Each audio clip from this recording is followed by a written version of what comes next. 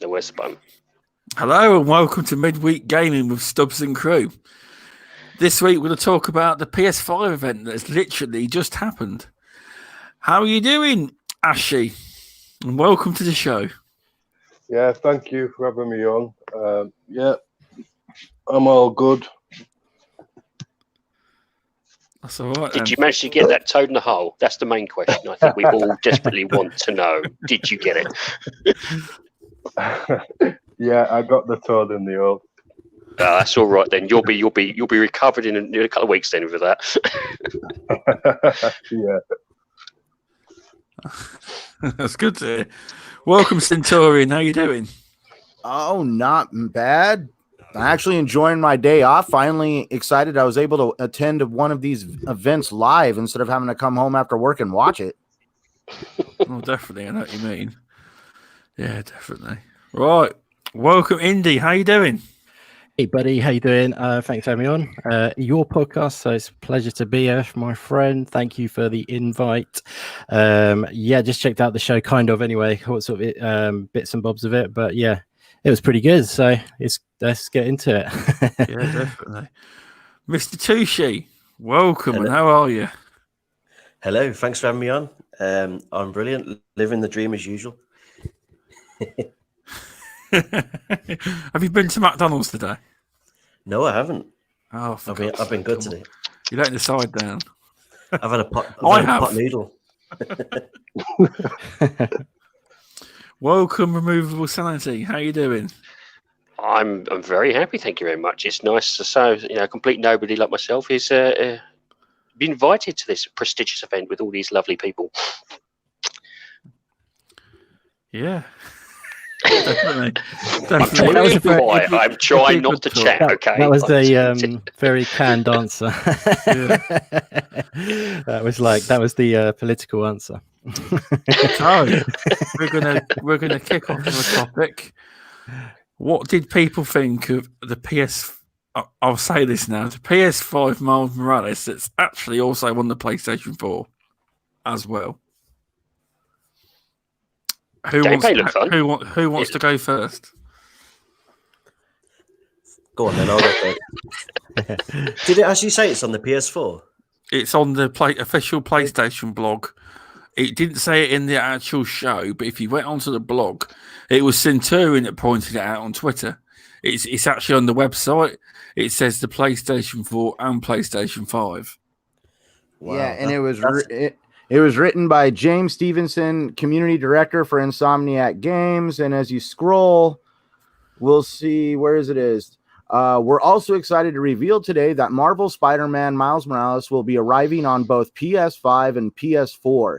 Yes, that's right. We know that some of you may transition to PS5 at different times, which is why it is important to us to release the latest title in the Marvel Spider-Man universe on both consoles. Wow. I actually didn't think they'd do it. But it would be stupid. You've got 104 million consoles out there, and you've got to buy a new console to get one of their biggest games. You kind of. It was a good business move putting it on both consoles, to be honest. But am I still correct? Is it only 5 hours? Am I hearing rumours that is correct? I don't know. It's 5 to 10 apparently, or it depends. That's just a straight run through, but you can probably get 20 or 30 hours out of it, maybe, at least, I reckon. Oh, right. Okay, then if it's 5 hours, it just then sounds more like a DLC rather than a fully fledged game, And I'm just like, ooh. I mean, it's fun. Without a doubt, it looked fun. It looked striking, didn't it? I think that was what their aim was. That's what they do, isn't it? They do that well. They do those big blockbuster games very well, and they're obviously going down that route by the looks of things, and that was exactly what I expected. So yeah, good. In a way, that's really what Marvel's Avengers should have been. Yeah. No, well, a lot of people are liking it. Yeah, a lot of people are digging it, but it's interesting to step outside the box sometimes. But do you think visually, or do you mean the design of the game wise? I think the style was really good. As you said, it's these set pieces, these set interactions in terms of fighting, that nice, fluidity.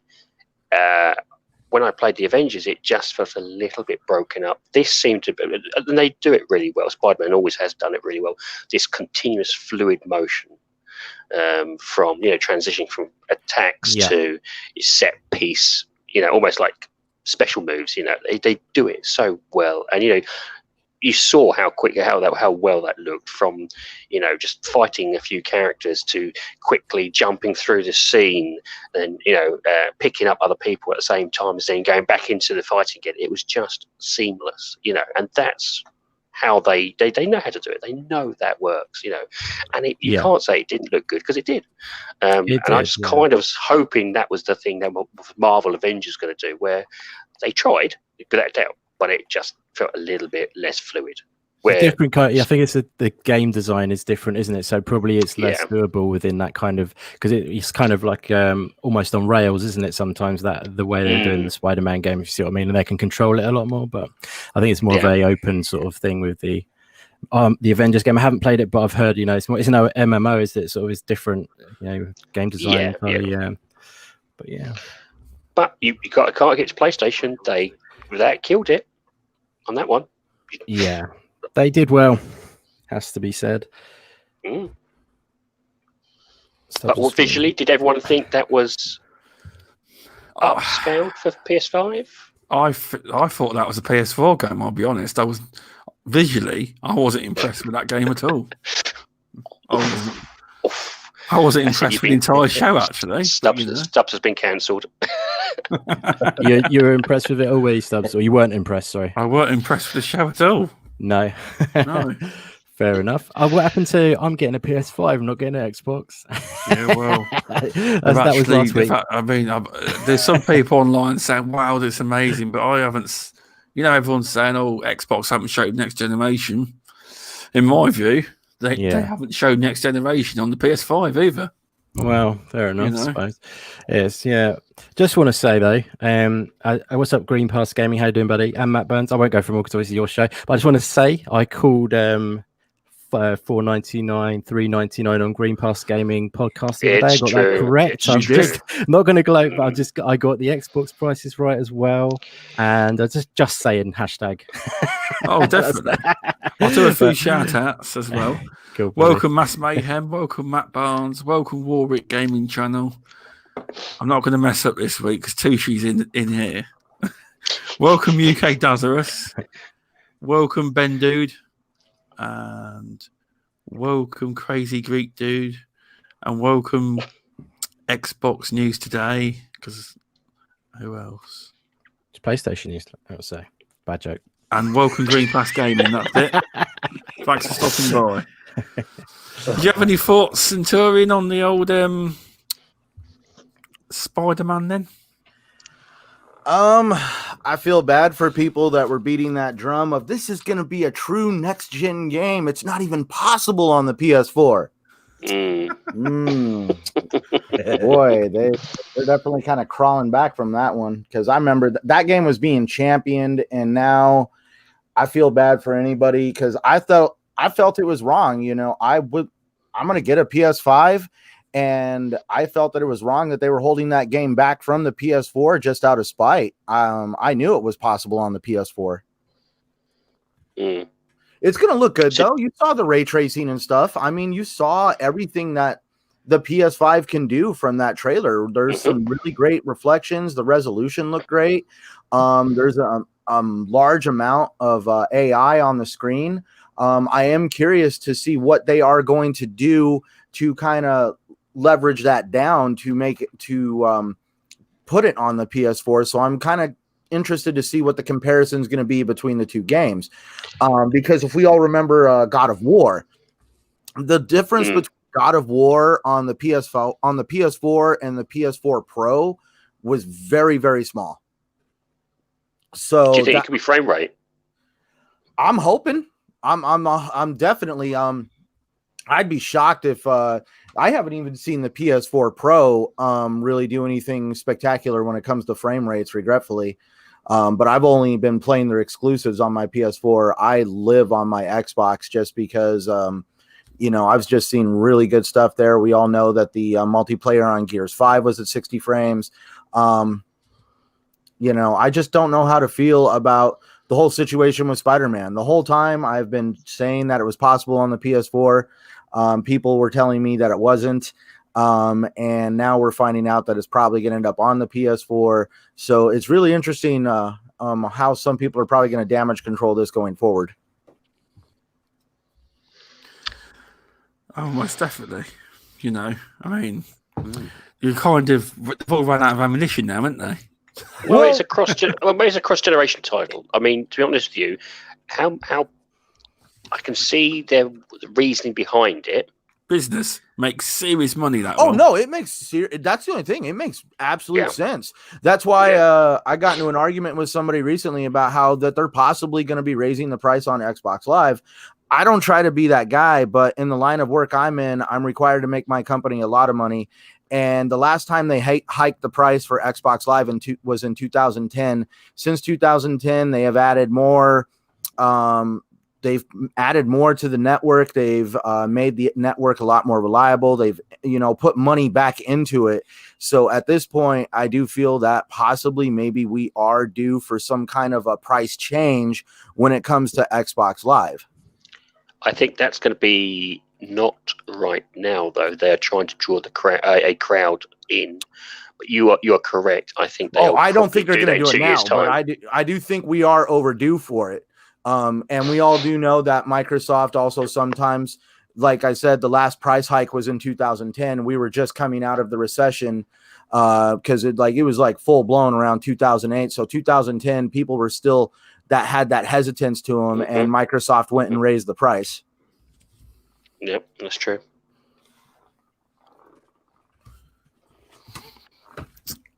What are your thoughts, Ashley, then, on Spider-Man? Were you watching? Yeah, like everyone said, it does look good visually. But for me personally, it kind of reminded me of the new Avengers game. And also, I found it like there was a lot of quick time events as well, in my opinion, like with the whole bridge falling. And it's not for me. That's fair enough. I get where you're coming from with that one. It does look really good. Graphic-wise, it looks amazing. So, but yeah. And I agree as well, bringing it on PS4 and PS5, it's all down to business, and they're going to make the most money that way. So, yeah, you're right, most definitely. I mean, you got to think though, they've got 104 million PlayStation 4s out there. Why cut then? You know what I mean? Why cut that off completely? You can sell like 20 million on a PS4. Most likely, if you're going to buy a PS5, you're going to buy Spider-Man, as well. Do you know what I mean? So, just more revenue, basically. End of the day. So, yeah, I didn't actually see that coming. I knew it was capable of playing on the PS4, but I didn't think they'd actually do it because of the way Sony are. They love to make you buy the new console, not into cross-generational stuff generally. But yeah, they've surprised everyone with that, really, to be honest. I mean, you can't say the show wasn't entertaining. They did a very good show. Yeah, I mean, it was entertaining. It showed gameplay. I think what caught my eye, and I suppose most people probably spotted it, was that a good, half their exclusives also had a very small note saying on PC. Exactly. Yeah. Because I was told that wasn't going to happen. Did it say it with the God of War trailer?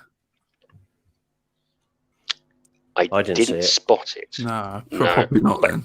Doesn't mean it's not at a later stage. Yeah. But so did it say releasing on simultaneous or? My gut feeling it probably isn't going to be. No, sorry, it's probably going to come out. The other ones. Sorry, I mean, did you see ones that did it say coming to PS and PC sort of thing? Is that what it was saying, or? It was literally it's exclusive for PlayStation and available on PC, I think, or something similar to that in the write down that are very small. Yeah. My gut feeling it'll be released on PlayStation first, and then 3 or 4 months down the line, or maybe 6 months down the line, donk straight onto PC. Yeah, exactly. Yeah, that's what I think it would go down like about. They need to get on it though. So these sort of things, I mean, they do have their own way of doing things, and definitely are going down the route of what they've done before and tried and tested, and going to do that with the big blockbuster games, as I say. But they need to open up some of their, like they are doing. Which I just want to clarify actually, because I was half watching at this point. What was the announcement with the all the games going into, was it PlayStation Now? Now, see, I'm confused now. Now, from what Removable Sanity thinks is all the backwards compatible games have been put into the service. And he's not alone in that. Which service? PlayStation Now or PlayStation? PlayStation Now is their Game Pass, isn't it? Yeah. I basically said it's PlayStation Game Pass. Yeah, well, it looked like that, but didn't it? Which is, let's face it, to nothing personal. Okay, it's a good model. We've seen how it works at Xbox. Why shouldn't PlayStation do something similar? They already are, though. That's the problem. That's the thing. It's PlayStation Now is that essentially, isn't it? Yeah, but does that lock backwards compatibility behind the subscription? It's locked it behind the paywall. Like, because I want to know, can I take my Last of Us? Because that was one of the games that was in there was Last of Us 2. Can I take my not Last of Us 2, Last of Us Remastered, excuse me. Can I take my Last of Us Remastered disc and put it in the PS5, and is it going to play? From that trailer? No. Go on, Twishy. Yeah. The way I've seen it is they are putting those backwards compatible games into a new service in PS Plus. Yeah. I think you might be right. That's the way it's kind of like the Vault, isn't it, with the EA Vault? Yeah. So yeah, that's probably right. I think, which is cool. But, which might annoy a few people though. Who's that then? Well, as Centurion says, he wants to take his disc, place it in, and it's on the subscription. Be fine, you got no problem. But if you haven't got that subscription. See, that's what I'm also wondering. What does that mean for people with digital libraries? This is one of the reasons why I've been hesitant to invest too much into PlayStation's digital system, because not too much carries over. And that's where, so what does that mean for people who own these games digitally? Does that mean unless you have the subscription, you still have to go to your PS4 to play some of your earlier titles? Well, as we've got no information, the speculation could be exactly that. There is nothing there that states, I mean, and maybe there's some information that will come out on dribs and drabs throughout the rest of the week. And I'm hoping that'll be the case, but my gut feeling is, Centurion, you're exactly right. It will be 2014. So PlayStation 4 games will stay on PlayStation 4, PlayStation 5 back compat, or will be on their subscription base only for the PS5. And it may be to do something with software. Maybe they've that's a emulator, or I don't know. It's one of these things. It's still questions there. Yeah. So Green Pass is saying he thinks it's PlayStation Plus that they're coming to. That's the monthly thing, like games with gold, isn't it? Because I don't have a PlayStation. That's what it's led to believe. Even Warwick said that. He said that it's going to be what is known as classics. Classics being bundled into the PlayStation Now with. They keep changing it. I just said Plus. Oh, sorry, PlayStation Plus. Sorry, you need to make a definite thing here, because PlayStation just really call it PlayStation Play Plus, or Play Pass. PlayStation Play Pass. There you go. Because then it's going to be broke down into PP, and people are just going to run with that on Twitter. But PlayStation Now is the monthly subscription thing, like Game Pass, isn't it? But and PlayStation Plus is their Games with Gold equivalent, isn't it? Is that right? Just someone with a PlayStation doesn't tell me that, and then we know. Yeah, it is. Yeah. Thank you, mate. Actually, if we get that trend in PlayStation Play Pass, just see if it works. Just fit it out there. Oh God! I mean, to be fair though, it's. Is it beneficial to the customer? I think it is. So if you have got the PlayStation, Plus, that's extra content, which I'm assuming you don't have to pay any more for. It's just there. It's added on. Am I right? Am I wrong? No, you're right. Yeah, It's adding right. content onto a service. They're not charging you more for it. It does give people who don't have these huge libraries like instant access to a good deal of games on top of what they're already getting from PS Now. Mhm. For me, though, it does also, from the other thing, it does devalue the money that other people have put into those games before this even occurred. And that's where I can see how people always argue that Game Pass always devalues stuff. For me, the value is the fact that even though you own these titles, you still can't move them over to the next generation console, possibly, unless you pay a subscription. Mm. Did that make sense, or did I confuse the hell out of everybody? I think it went quiet because everyone was expecting Stubbs to answer. I'm not entirely Gotta give him sure. some time. Oh, dear. We're going free flow, are we? Just going around? Yeah, right. Yeah, cool. Just wondering. I just couldn't quite work it out. Yeah. Yeah, I mean, obviously, if you've got a PlayStation, going from generation to generation, they are making it trickier, aren't they? But the things like the subscription services and stuff like that. Are you adverse to subscription services as a whole, Centurion, or? I am not a dude. Oh my God. I got Elder Scrolls on. I got Elder Scrolls Online on a subscription service, and I have for years. I'll give you receipts. I'm a firm believer in microtransactions and where they're very unintrusive and cosmetic. I don't like pay to win. I love Game Pass. I'm paying for Game Pass. I put it out on TXR the other night. My dollar deal ran out. I don't have at the time when they were doing the dollar deal where you like convert all your Game Pass and Xbox Live into Game Pass Ultimate. Regretfully, at the time, my wife was unemployed. I was the only person working in the house, and I didn't have the money to invest. And so I paid my dollar, and I converted my 6 months of this and 3 months of that into 9 months of Ultimate. And then for Christmas, I got 4 more months. And pretty much this is going to be the first month I'm officially paying for Game Pass Ultimate at $14.99. Nice. I'm not against it. Can't argue with Game Passes. Yeah, it is awesome. And that deal, definitely. Yeah, but but you still get physicals, do you? Is that what you're saying? You still buy a lot of physical games as opposed to digital games? I'm starting to get more towards digital, just out of the convenience of it, just because of how much I work. But I enjoy buying digital games. Like I love, like I got the Fallout 76 faux bundle right down on the end of the entertainment center. I even have the God of War Mason edition, the one that came with like the statue and the rings and everything, just because I was actually a big fan of the actor who played Kratos in the PS4 version. And no, I love digital games. I love physical games. I'll just buy it wherever I can find it cheaper. You're a free spirit in that regard. One example is XCOM 2. The Ultimate Edition is always like $20-25 digitally, and it was on Amazon one time for $15. I was like, well, I'd rather buy it for $15. Yep. If you can get a deal, get it. Oh, I did it. I got it. Yeah. Yeah. Yeah. I mean, I used to buy a lot of physical, but like I've gone more and more like obsessed with indies, even though I have been anyway. But no, it's just no physicals involved.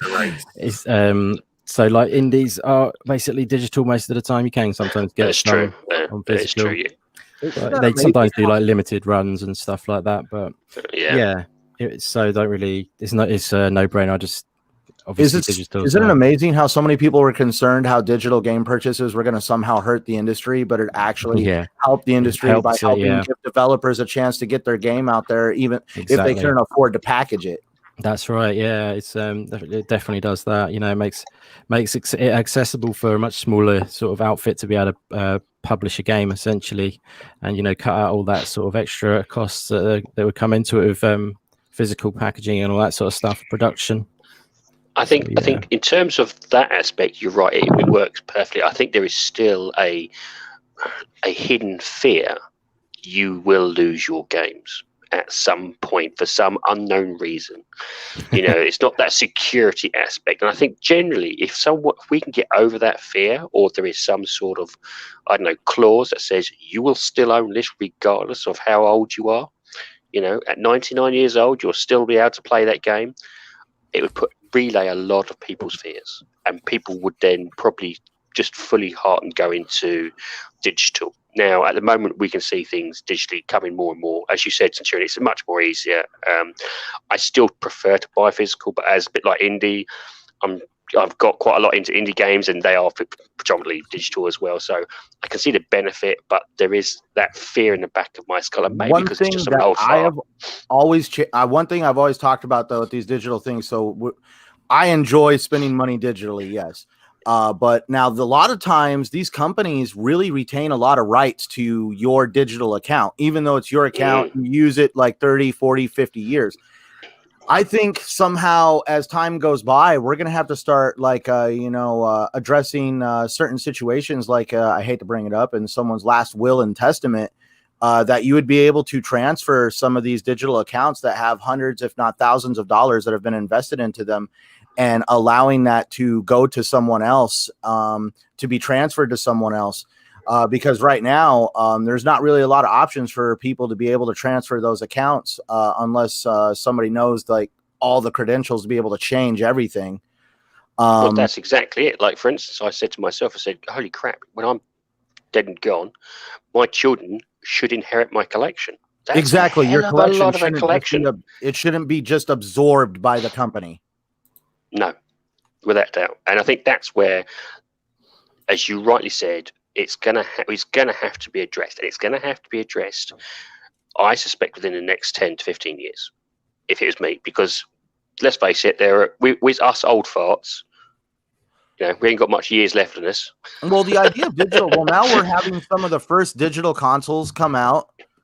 You can see how they're having a heavy push for these digital consoles, like some of these service, like if you notice the service of the PS Now and all the classics, it's more geared towards somebody who doesn't have a physical game collection.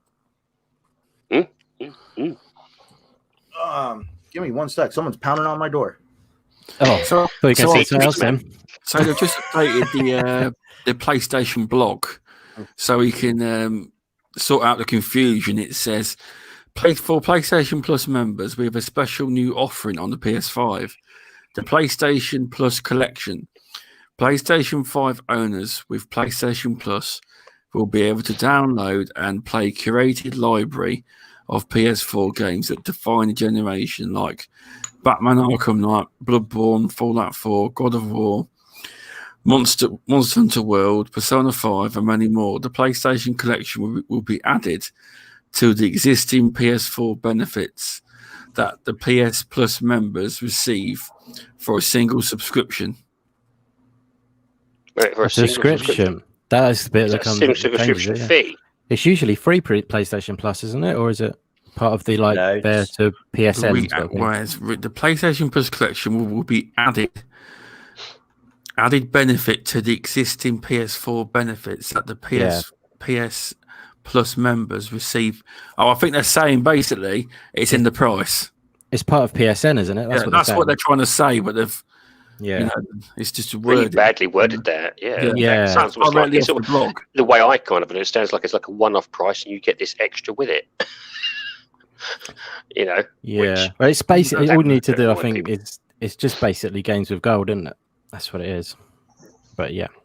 But you're getting a library at once, probably. Is that? And it might not even be that. It might even still just be.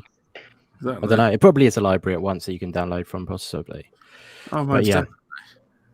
It sounds pretty. You had it right. It's a vault. It sounds like it's a vault. As you say, it's extra content, and it sounds like it is.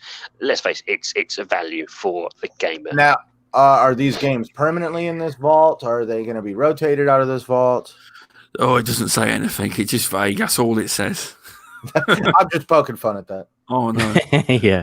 Welcome, Terrible Paul. Welcome, Tom Wilde. I know you just popped in. There's some more jumped in as well.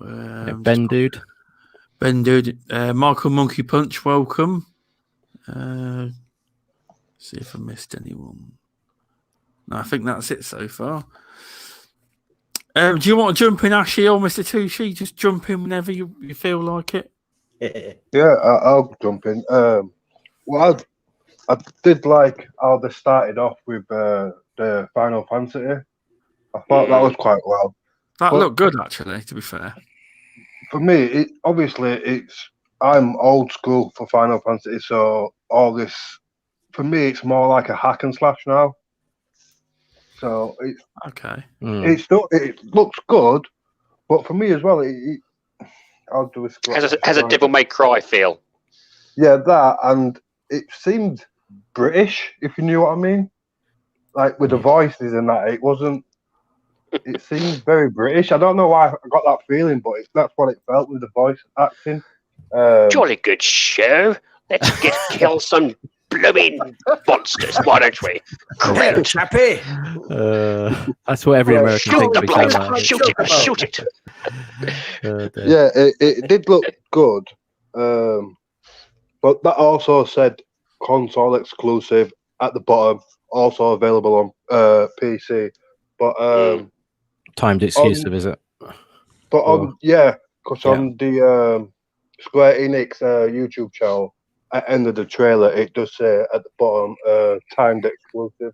Yeah. So, oh, they left that bit off the actual PlayStation show trailer. That's been snipped out, I think. Yeah, but on the actual, I didn't see that. Someone got the scissors on it. Yeah.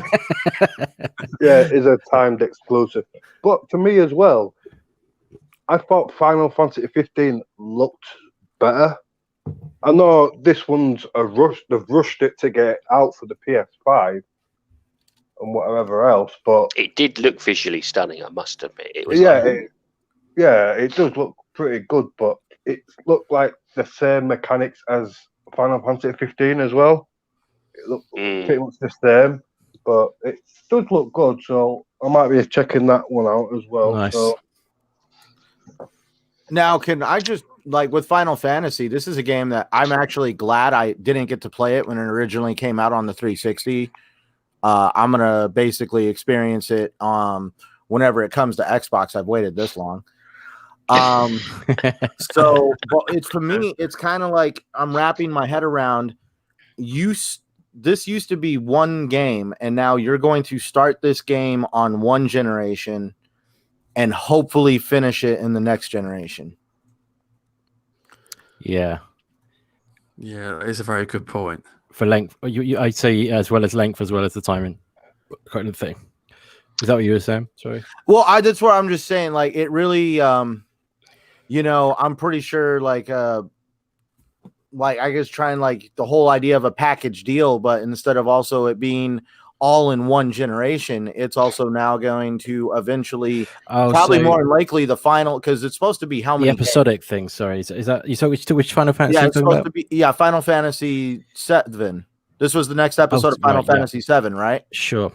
And that's right. We started the first episode on, we'll just say, this generation. Yeah. And by the time you get to the final episode, it's going to be well into the next generation, and you're going to have a completely different console by then. Yeah, but let's face it, if that does happen, what they'll do is they'll do a complete collection set. They will definitely, probably. By the time it's finished, they'll release it as a whole thing, yeah. Yeah, but this one is Final Fantasy 16. Oh, it's 16. Right? Yeah, that the new one, the one what showed today, the trailer, it's Final Fantasy 16. Okay, so yeah, I have to admit I didn't see it. That's why I'm sort of the Iron Lord had me on the floor laughing my ass off. And the funny part is, shortly after that is when the Spider-Man thing started happening, and you started hearing all this stuff on the internet about it coming to PS4, and people were like yelling for them to like confirm it, and you hear someone yell in the background going, "It's confirmed," and I'm like, BS, and I pretty much zoned out for a few minutes trying to dig it up on the internet. Nice, yeah. I was a bit patchy because I was in and out, just in case you're wondering. So if I missed a couple of bits, it must have been that part that I missed. So sorry, I did not know that was a brand new Final Fantasy game. That's cool. It is cool. Yeah, part 2 probably won't be another couple of years yet. Really? I was way off topic.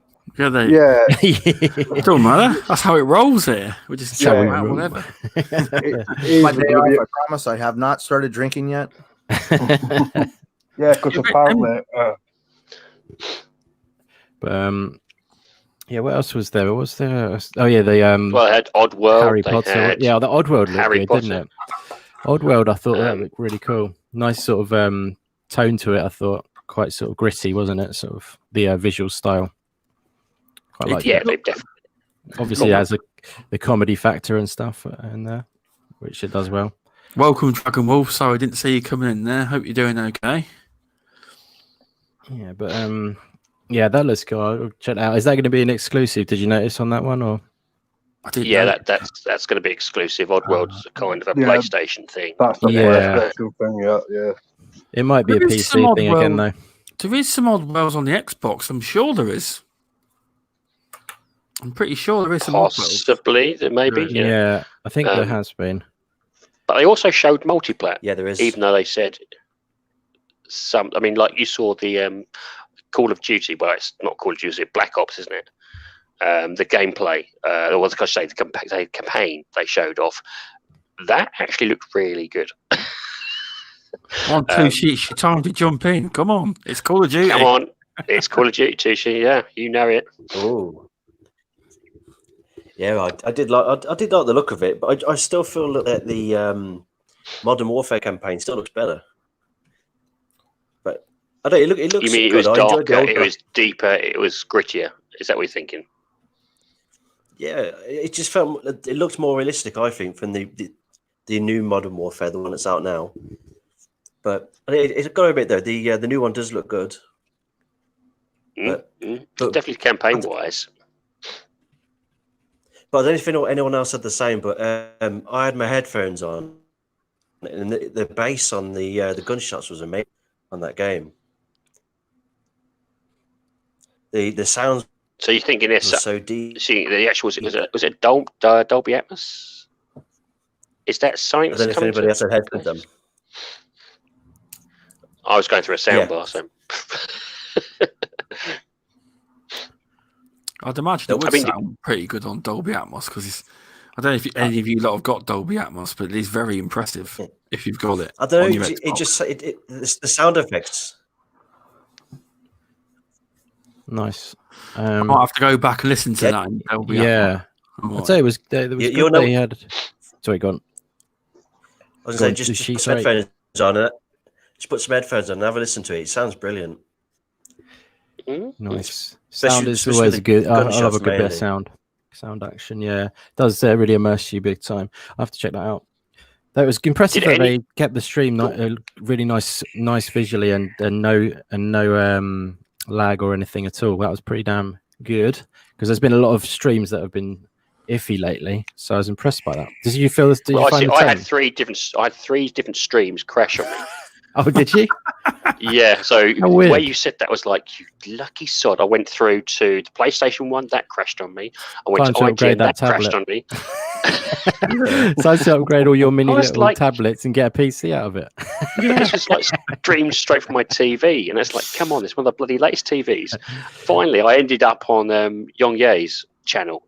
And his was much better, actually, strangely enough. So, I went through about 3 bloody streams where it just seemed just like, and it's like, AGV even as well. He kind of had a little bit of a problem. It's like, oh, for crying out loud. It's probably just my AGV is ACG. ACG, yeah, sorry, ACG, yeah. AVG. So it's probably ABC. My ABC. EFG. It's going off the rails now. But to be fair to PlayStation, the event itself was well done. It was entertaining. It was consistent. It ramped you up on a regular basis. It gave you it gave you gameplay, which we've all been shouting about, regardless of which platform you're on. We've been saying, "Give us gameplay," and we saw it there. Yeah, they did. So we can't.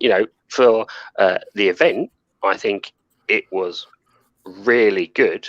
Yeah, and it led us to the one thing we've all in this group been quietly avoiding. the price. Right, Well, apart from me, because I said it straight away when I came in and gloated. No, you did. Yeah, you're right. That's true. It's true. But then we've been kind of like going.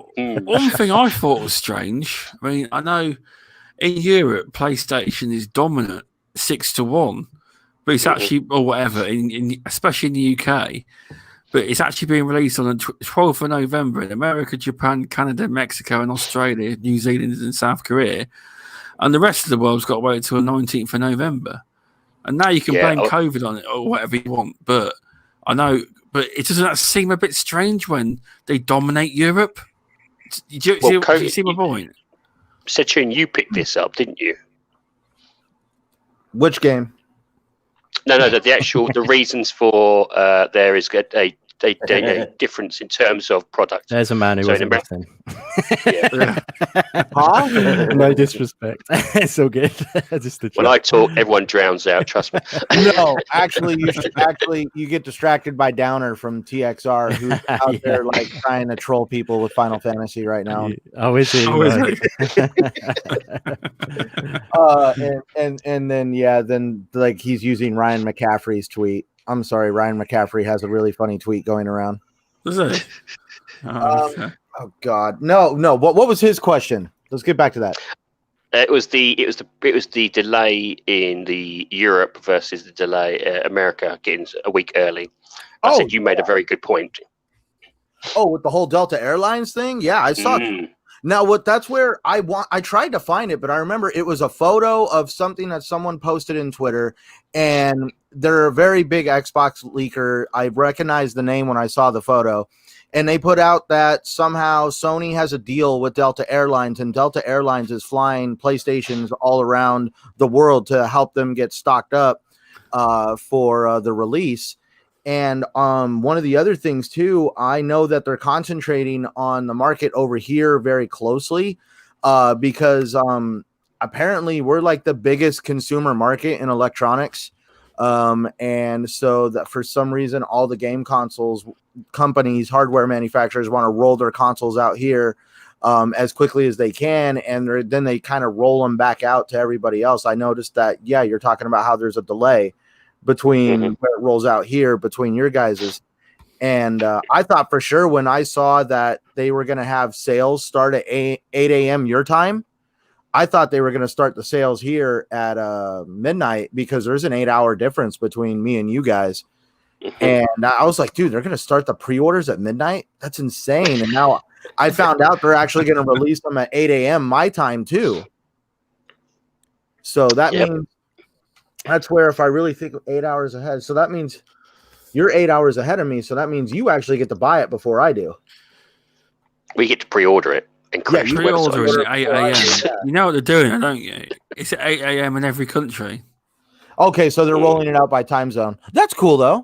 Yeah, but the Xbox are doing that as well. So, you know. That's fair enough, isn't it? I think. Yeah, it's fair enough. We were talking about that Xbox is rolling it out that time.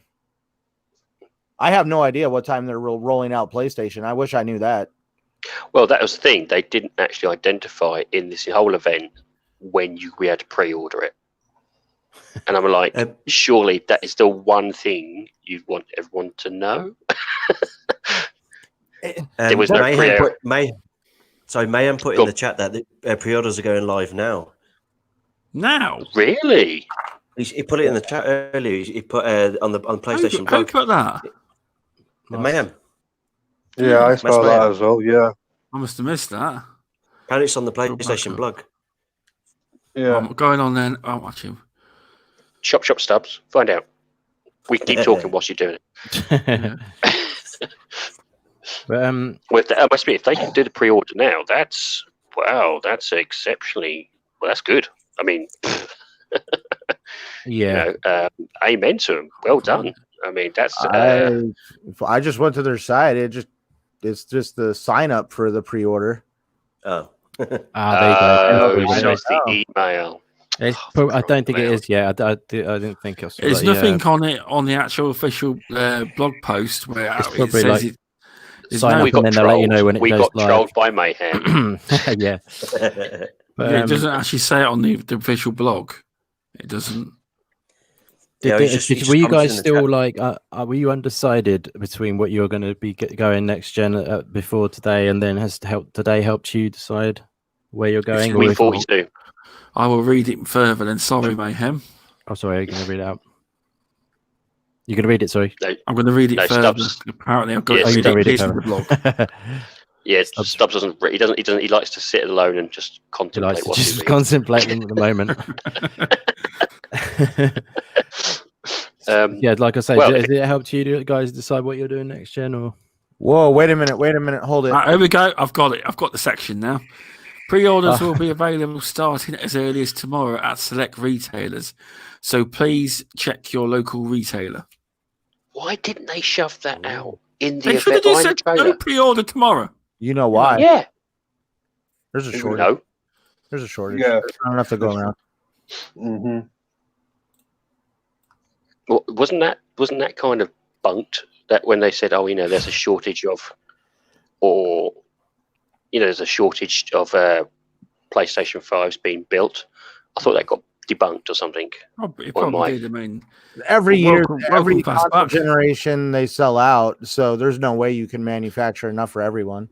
I mean, they say 11 million are being rushed into America, but I'm not being nasty. America's a big place. That's not a lot. Well, as one thing it does help is if America gets it first, if there's any problems with the PlayStation 5, we will know about it. Oh, yes. Are they the beta testers? So if the heatsink fails, we will know about it. People will be cancelling their pre-orders if they see that. They'll be like, in Europe. So what does everyone think about the price? Do you think, obviously, we know Indy, the guru, got the price absolutely correct. This man knows everything. He can predict anything. How do you think the price? How do you think it's correctly priced, and how does that translate against Xbox in terms of value? Are you asking me or anyone? Anybody, jump on in. Go on, Ashley. I'm doing your job here. Jump in, Ashley. Yeah. I think it's smart with the pricing. Obviously, the disc version exactly the same price as the Series X, which is I had a feeling it probably would have been the same anyway. With the digital version, obviously it'd be thingy over here. Isn't it 350 quid over here? Mm-hmm. So 100 quid more than the thingy, and it's the same specs as the disc version. So I'd say that is for the digital version, it's a really good price. Yep. Mm-hmm. But exactly. Personally, for me, I'm still going with the Xbox anyway because of the All Access is really good for me, my situation. But I think the digital version is a really good price. I think they'll sell more. Personally, I think they'll sell more digital than disc ones. Yeah, they probably will. But if you've had experience or you've had bad experience, like a lot of people have in the PlayStation Store, you wouldn't buy a PlayStation 5 digital. There's a lot of, the customer support, and Mrs. Centurion knows. What, from Sony? A lackluster support you get on digital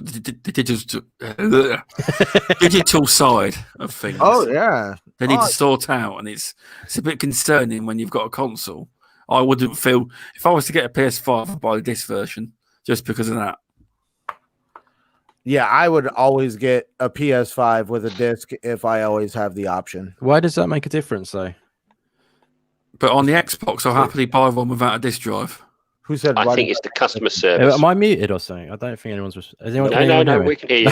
Sorry, I just makes a difference. To my last three what comments. I'm saying is I'm wondering what the difference is in buying physical and then installing the game. You're still using the infrastructure. I don't see what the difference is really. I know you're buying from the store. Maybe that's sort of like you're paying for a transaction, but that's about it.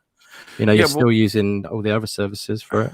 I see what you're saying. I'm just saying on the PlayStation side. If you're that sorry to interrupt you, but if you're that worried, I wouldn't go over PlayStation. If you know what I mean.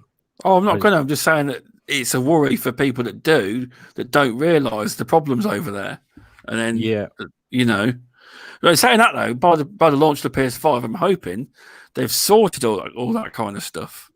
You know, you'd think, wouldn't you? You'd You'd be hope launching a digital console. You should have the support infrastructure in there, you know, to sort it. But hopefully they have anyway. This is the age of digital, and whether you go for the top tier machines, I think at the moment, I think a lot of people will be looking carefully at the digital models because of their price. I think Xbox and Sony are pushing digital harder and harder, and this pricing for both digital systems kind of touts that. Do you guys agree? Yeah, definitely. I mean, like Ashley was saying, exactly what I was thinking. PlayStation at $399 for a digital that isn't even less powerful than the main system. Mm-hmm. It's you know, all it is just got no drive on it, and $399 is a very good deal for that. You know, with the Xbox side of things, obviously it's a lower price for the Series S. It's also a lower spec, isn't it? I was just going to say it's also a lower spec as well, but it's still obviously a great machine. And will do good things, but it's that's where PlayStation might get a little, you know, like, so people can get a full article, full gameplay, power, and everything like that in a $100 cheaper box, or £100 cheaper as well, is it?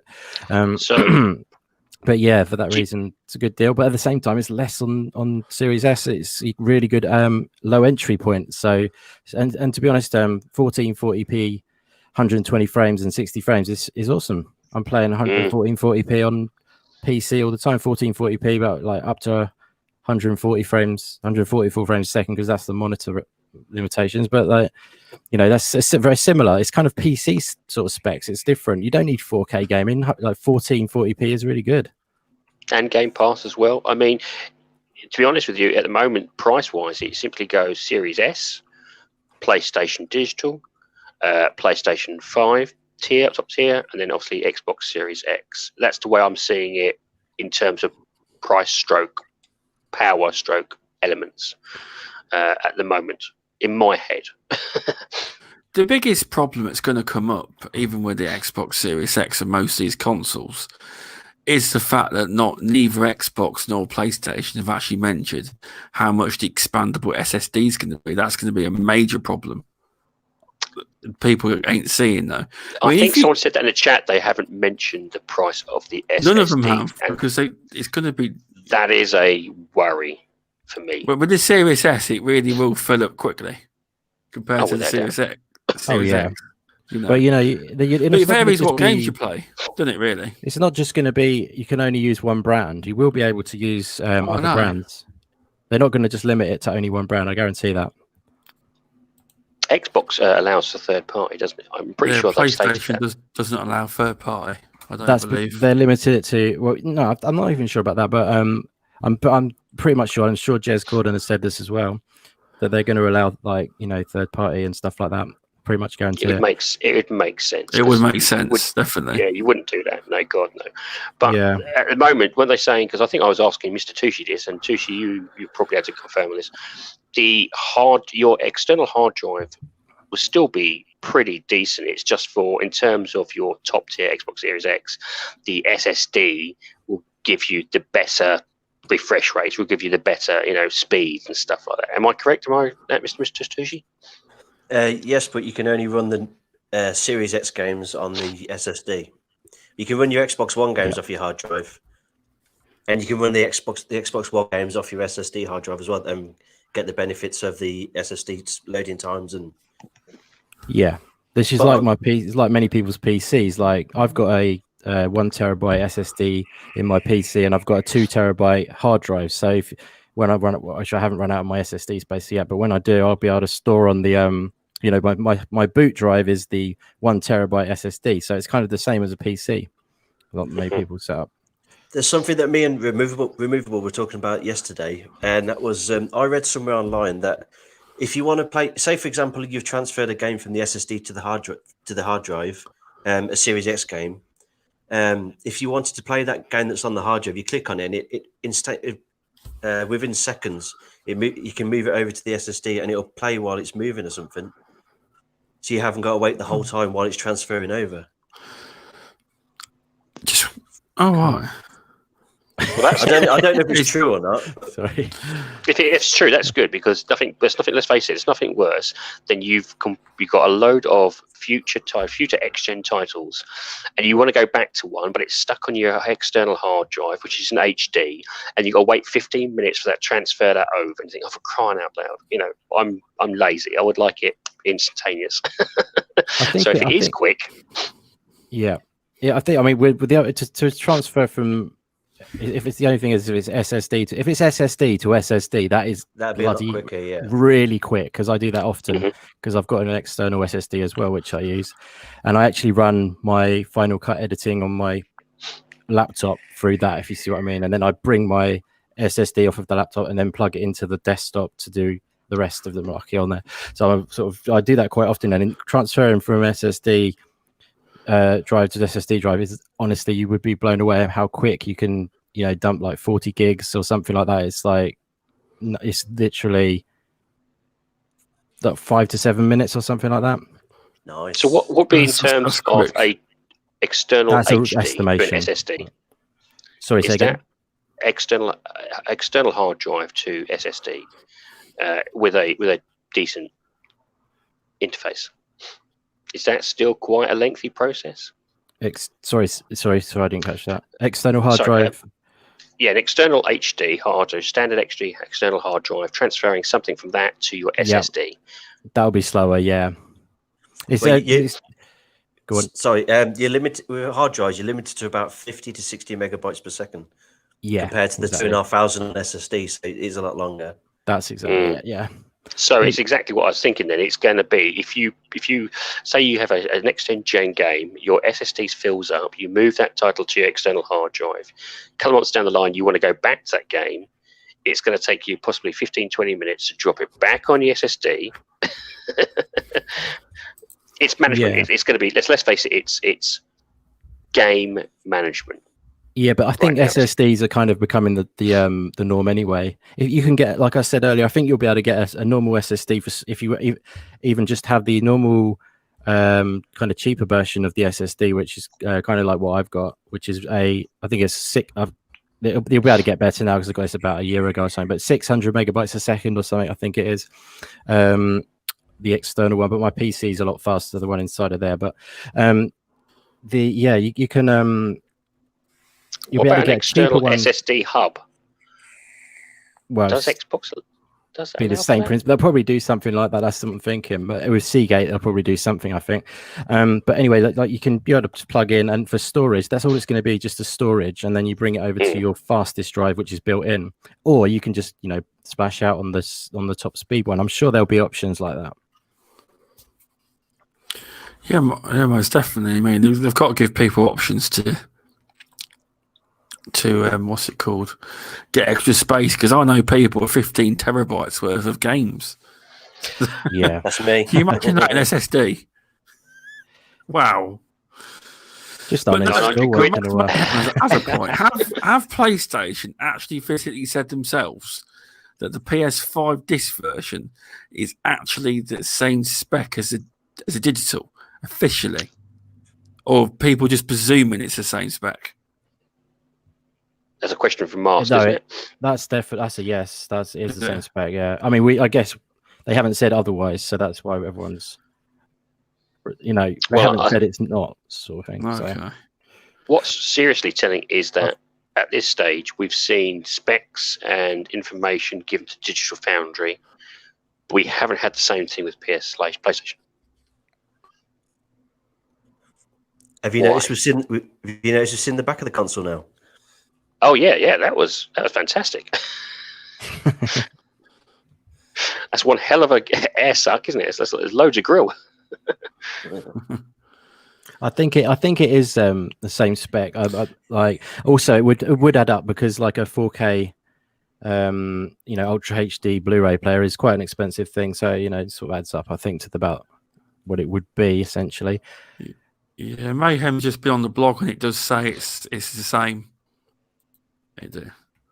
So for that, so basically, let's face it, you've got a top tier console at $399 or £350. That's brilliant. that's that's a good price. It's a good price. I don't actually think that.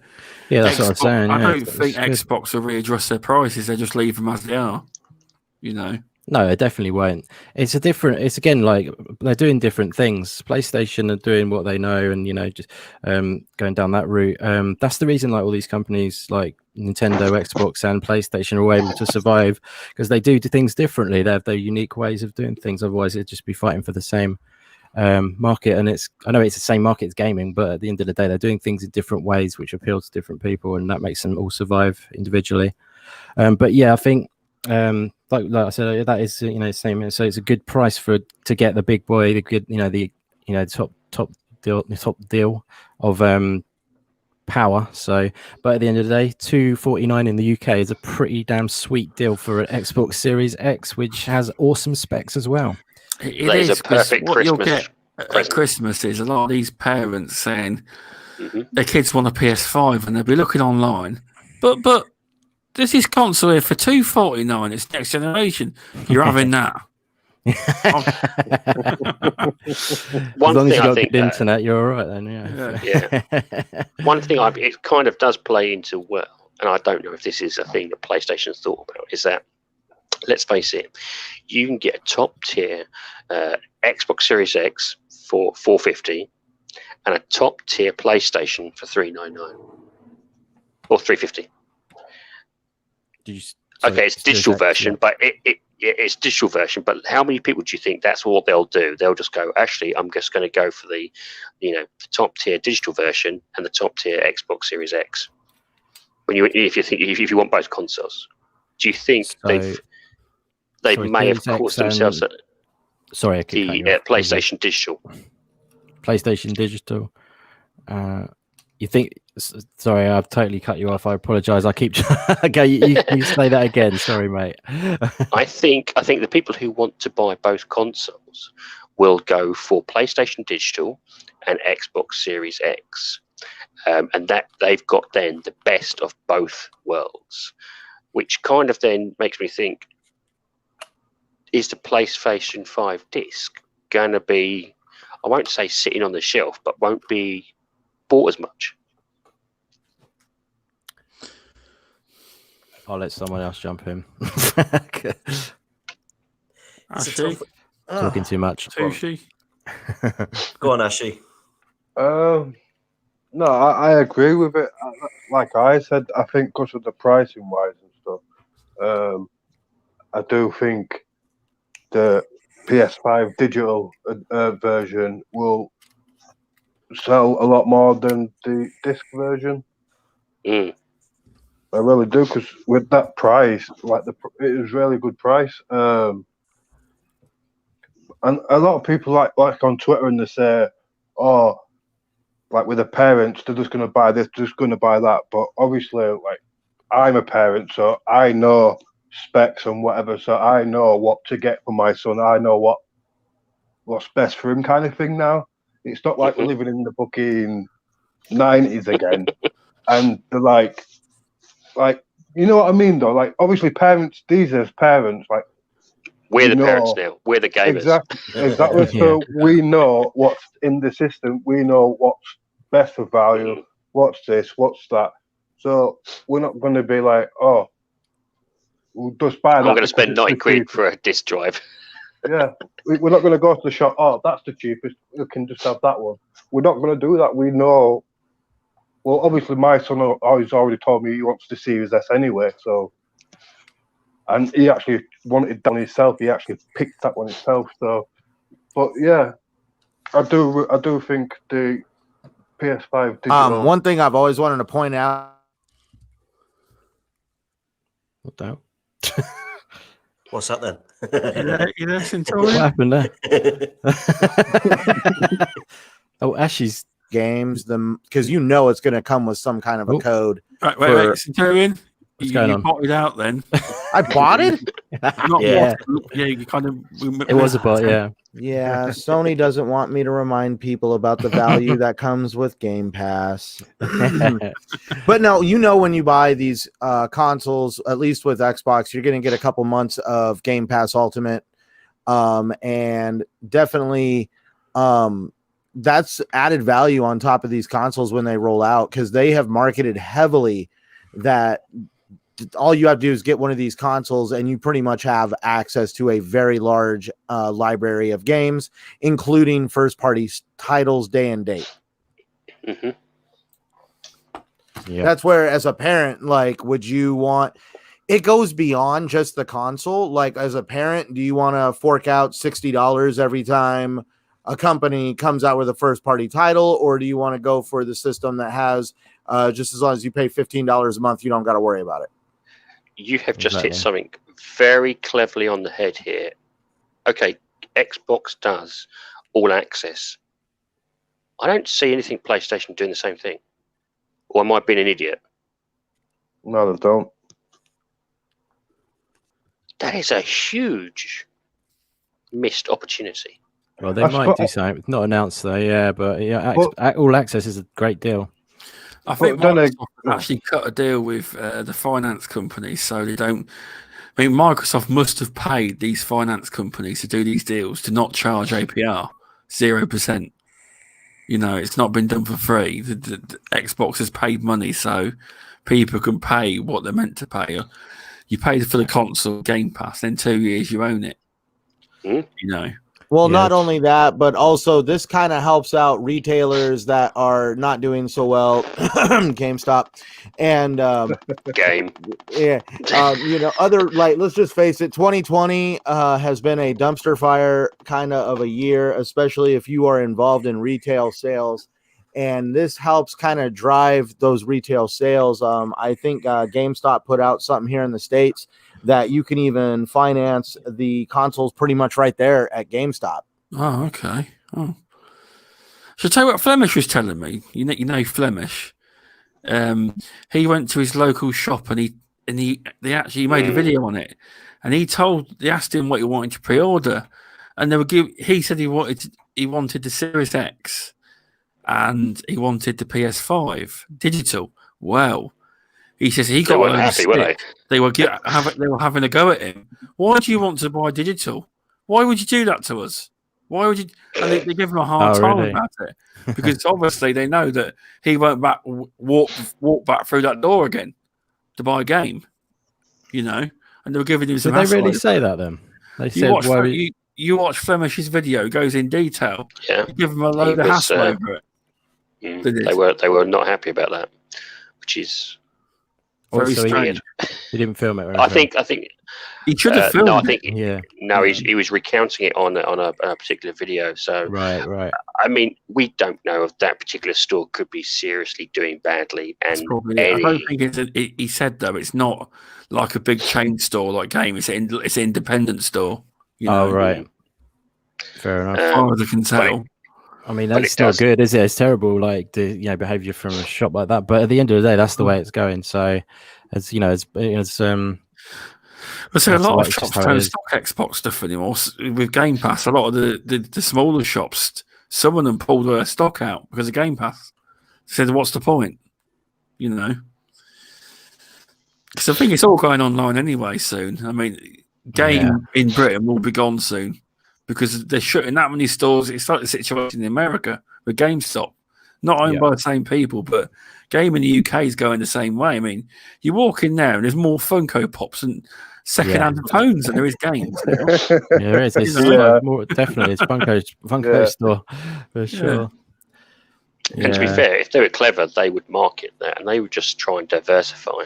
And I think that's what they're trying to do. They're trying to diversify and bring people into store.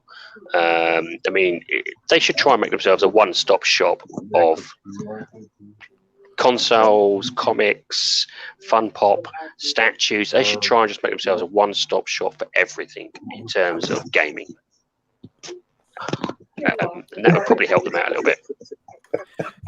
Yeah, I think that's sort of what they're trying to do, but I don't think it's working enough. Maybe it's helping a little bit, but I've got a like on famous. Someone needs to tell Ashley where the meat is. Yes. He's ordering his toad in the hole. That's what it is. He's toad in the hole, yeah. Oh dear.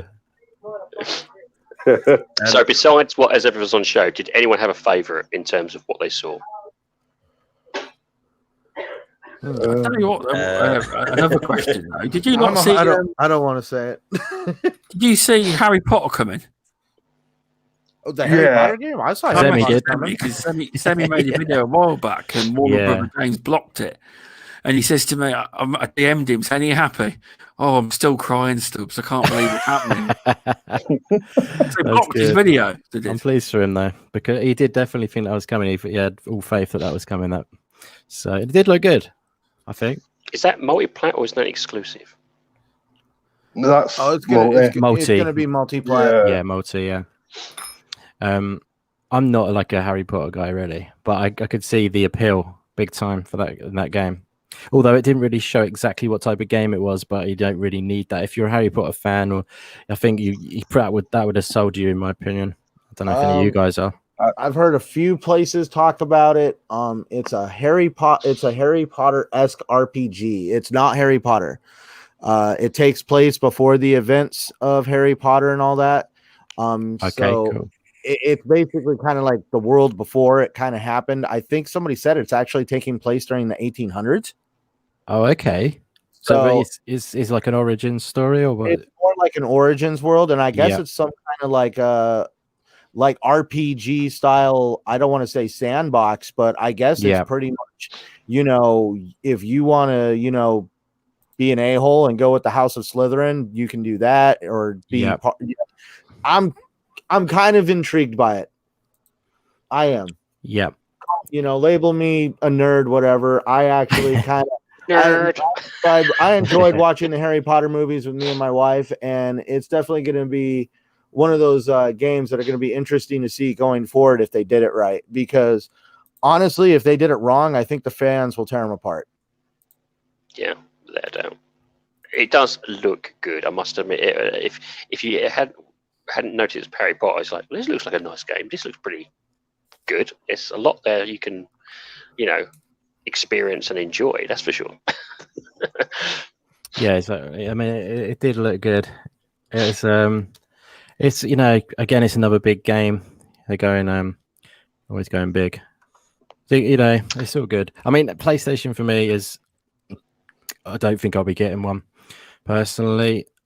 Not even the digital. That's not a bad price. No, there's too many games already. I mean, to be honest, I'm leaning more like that. I enjoy a PC. Really, to be honest, I'm enjoying the PC Master Race. That's fair enough. Master Bates.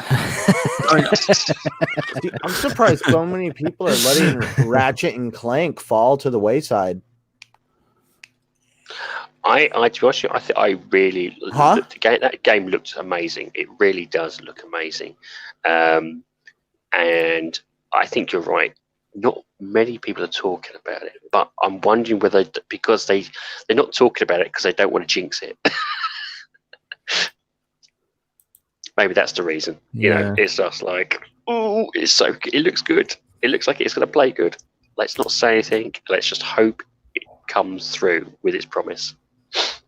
Because the gameplay did look good, without a doubt. It looked pretty.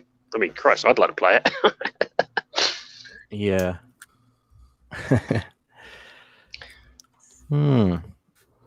Yeah, It all goes silent. Come on, lads. Come on, chop. We can't all be me bloody well chatting here. I don't want to keep chatting over. I want other people, if you know what I mean. I'll be absolutely honest. My whole system went quiet for like 10, 15 seconds. I heard exactly the end of what you said. I'm like, man, okay, so my internet's acting up today. Really? Wowzers. Yeah. I mean, you guys all sold by Sony then, so but and you're getting PlayStations. Is that the deal, or? Sorry, go on. I was gonna say I'm on the fence on really, do I get it? Do I not get it?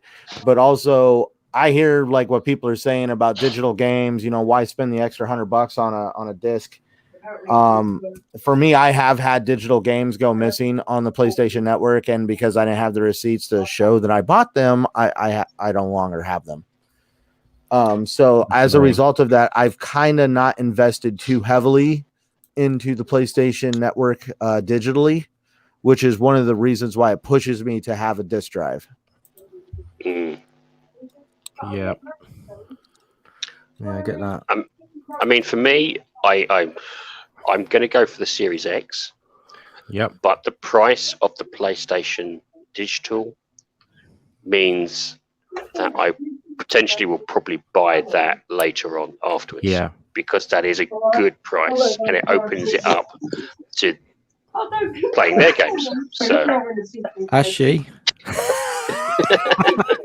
are you at play school? No, you're not. We can hear all that in the background, buddy. Just so you know. All right. He's ordering pizza. Bye. Yeah. We should just when it comes on, we'll all just say bye. Yeah, bye. Yeah, so you're getting a Series X. Have you got a One X at the moment? Is that where you've been? Is that your main platform? I was very lucky enough to get the Scorpio edition, and for what it did a really good job. I also got a 4K TV. I'm lucky enough in that respect. So for me, the Xbox Series X was something I'm interested in, and to be honest with you, I was on the fence for quite a while because I didn't see enough gameplay, and I kept moaning about this, and Stubbs will tell you this. Yeah. But the price has convinced me. That's what kind of got me. Price is pretty impressive for what the box is. You know what I mean? There's a strong, a good price for the power that's inside that thing.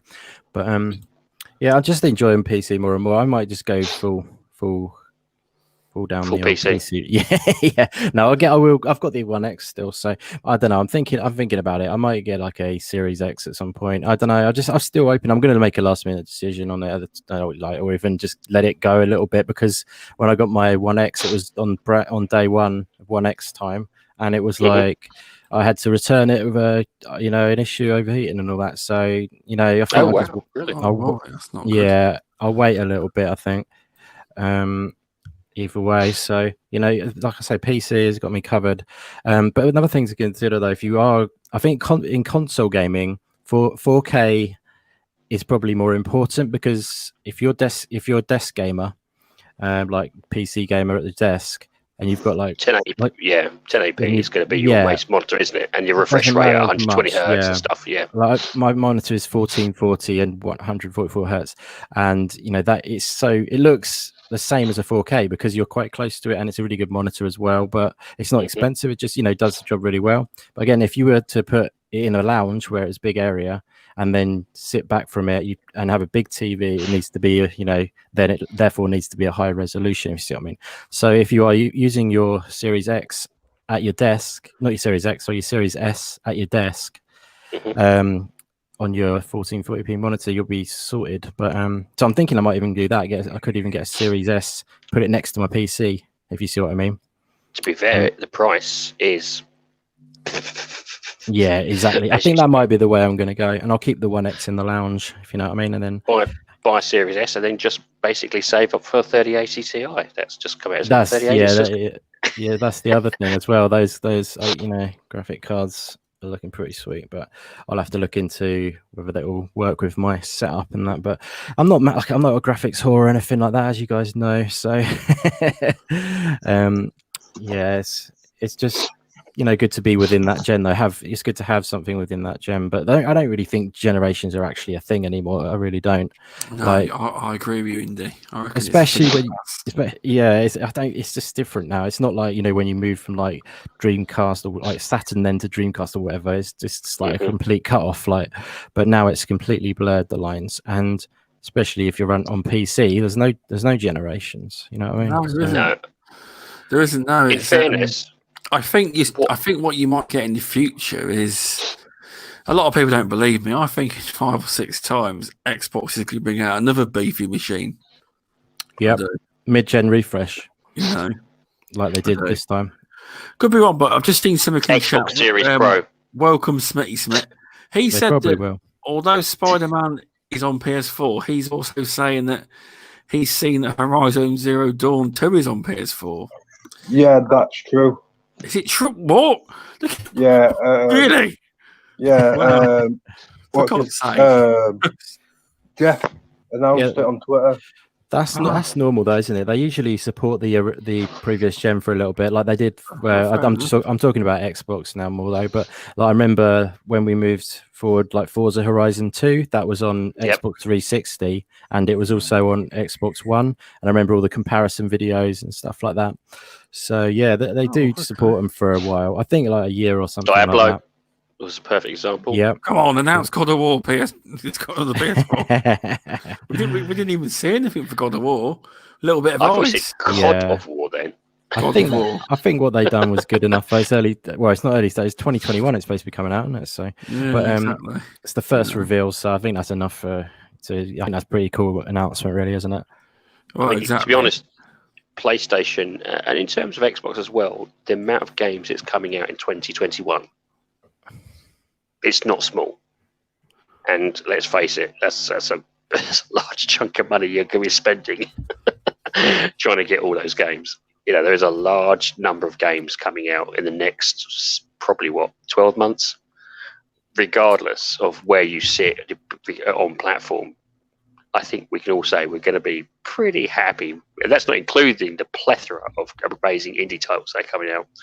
You know, I think as gamers, we are at peak consumption. I would say so. Yeah. I mean, the biggest thing for the indie games, I don't know if you agree, Indy. I know I keep banging this drum, but Game Pass gives people a chance to play a lot of these great indie games. Definitely, bro. Yeah, definitely. Edith Finch, baby, Edith Finch. Oh dear, he had to do it.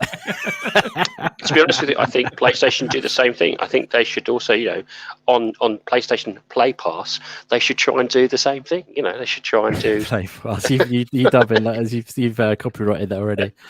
I'm going to copyright the hell out of it. You know, I'm going to PlayStation Play Pass. That would be quite. It works. You know, I can even see them doing that. Actually, you never know. But anyway, yeah, it's true. Those stubs definitely, you know, Game Pass helps a lot of indie developers get into the limelight, and also, you know, helps them with the reassurance that they're going to get some dosh from their hard work on day one. You know, essentially. So, well, it's definitely, it must be like for a lot of indie developers, it must be quite scary because the majority of games just buy the big shooter, the big AAA. I know you hate it, the AAA banger. You know, but there is a lot of quality indie games out there, and it's showcasing them in Game Pass. Definitely, you know? But yeah, very good review. And on xCloud. With that, Hot Shot Racing. I'm gonna have to check that out on Game Pass. Thank you, my friend. Appreciate that. It's very kind of you. Cheers. That's an awesome game, though. As Daz has been playing it a lot as well, to check it out. Have you guys heard about Daz? He's actually the best player. He's beating the actual in-game thing by the experts. Yes. Yeah, you can go online against I went against the developers and stuff. You can go against their ghosts on that and stuff. Yeah, it's cool. Yeah, Daz has got a review as well on bg4ghub.com. So check that out if you want a written review. If you want a video review, mine's on the channel. Cheers, guys. Welcome, Husk. I think I missed that. Sorry, I've missed a few people here. Welcome, God's Geeks. How you doing, mate? And I'm terrible as I've missed people. Feel bad now. I think I've caught up now. Sorry. You've missed people, and all of a sudden you just named one person. I named two. Brilliant. Welcome, VJ, as well. Yes. Where's Husk? I don't see Husk in there. He did pop a comment in, but sometimes Husk just pops a comment in and he like lurks, doesn't talk sometimes. He's in the shadows watching, listening. In the dark corners. Sounds like what I do. Love it. But no, I mean, when you look back at it, overall, it wasn't a bad event. I mean, I know I said, it wasn't that good, but in general, it was not a bad show, really. You know, and also we're forgetting they've got the VR aspect, which I think I heard rumors that there's some pretty good VR games that's coming out for as well. Is there? Yeah. I'm not sure. I'm sure there were some VR games they were trying to do. I think Squadrons is in VR. Oh, is it? Okay. Oh, I yeah, think Squadron it is. Yeah, Star Wars Squadron. Yeah, it's coming out in VR. Yeah. So, you've got PlayStation VR package as well to try and do, where Xbox got its xCloud, PlayStation has its VR. So, depending on which you wish to go with, sort of thing. I mean, it's gaming wise, we are just going to be bloody inundated. It's true. Yeah, it really is. It's a mentalness. Most definitely. It's all good though. Yeah, it's like my thing. I mean, that's why I think the Xbox Series S would do so well. Although I know we say that we're the parents now, but there is parents out there, believe it or not, that don't game at all and will get the Series S. There are, and as I say, a lot of gamers. This is what I know. I've spoke to you privately about this. A lot of gamers just play multiplats. They don't care about these bloody exclusives. Yes, the Game Pass is great. Yeah. There's loads of there's tons of there's a lot of multiplats in there as well. A lot of people they don't even know what's a multiplat and what it is, and they just pick up a game that they like the look of and then go with that. You know what I mean? Well, there's a lot of people who picked up the Avengers. You see, I know some people who picked up this version. They're like, "Yeah, I can't wait to play Spider-Man." I was like, "What are you on about?"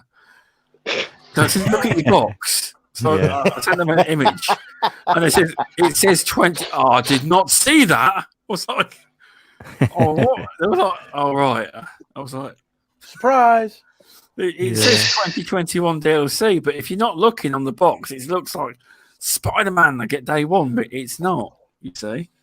But with that, I was watching another reviewer streamer the other day. Yeah. And it was basically saying this Spider-Man DLC. Are people still going to be playing that game when the Spider-Man comes out? It could be dead by then. Exactly. Because the main story, I've not played it personally myself, but I'm still doing it now, but it won't last. Probably won't be playing it next year. Yeah, that's what I'm thinking. So it probably might be dead by then. So you're not really. But you don't know if they're going to add in more stuff as well. They're going to try and egg this out as long as possible. Yeah, so they'll put in timed events. They'll put events in. They'll put new DLC, new characters, new.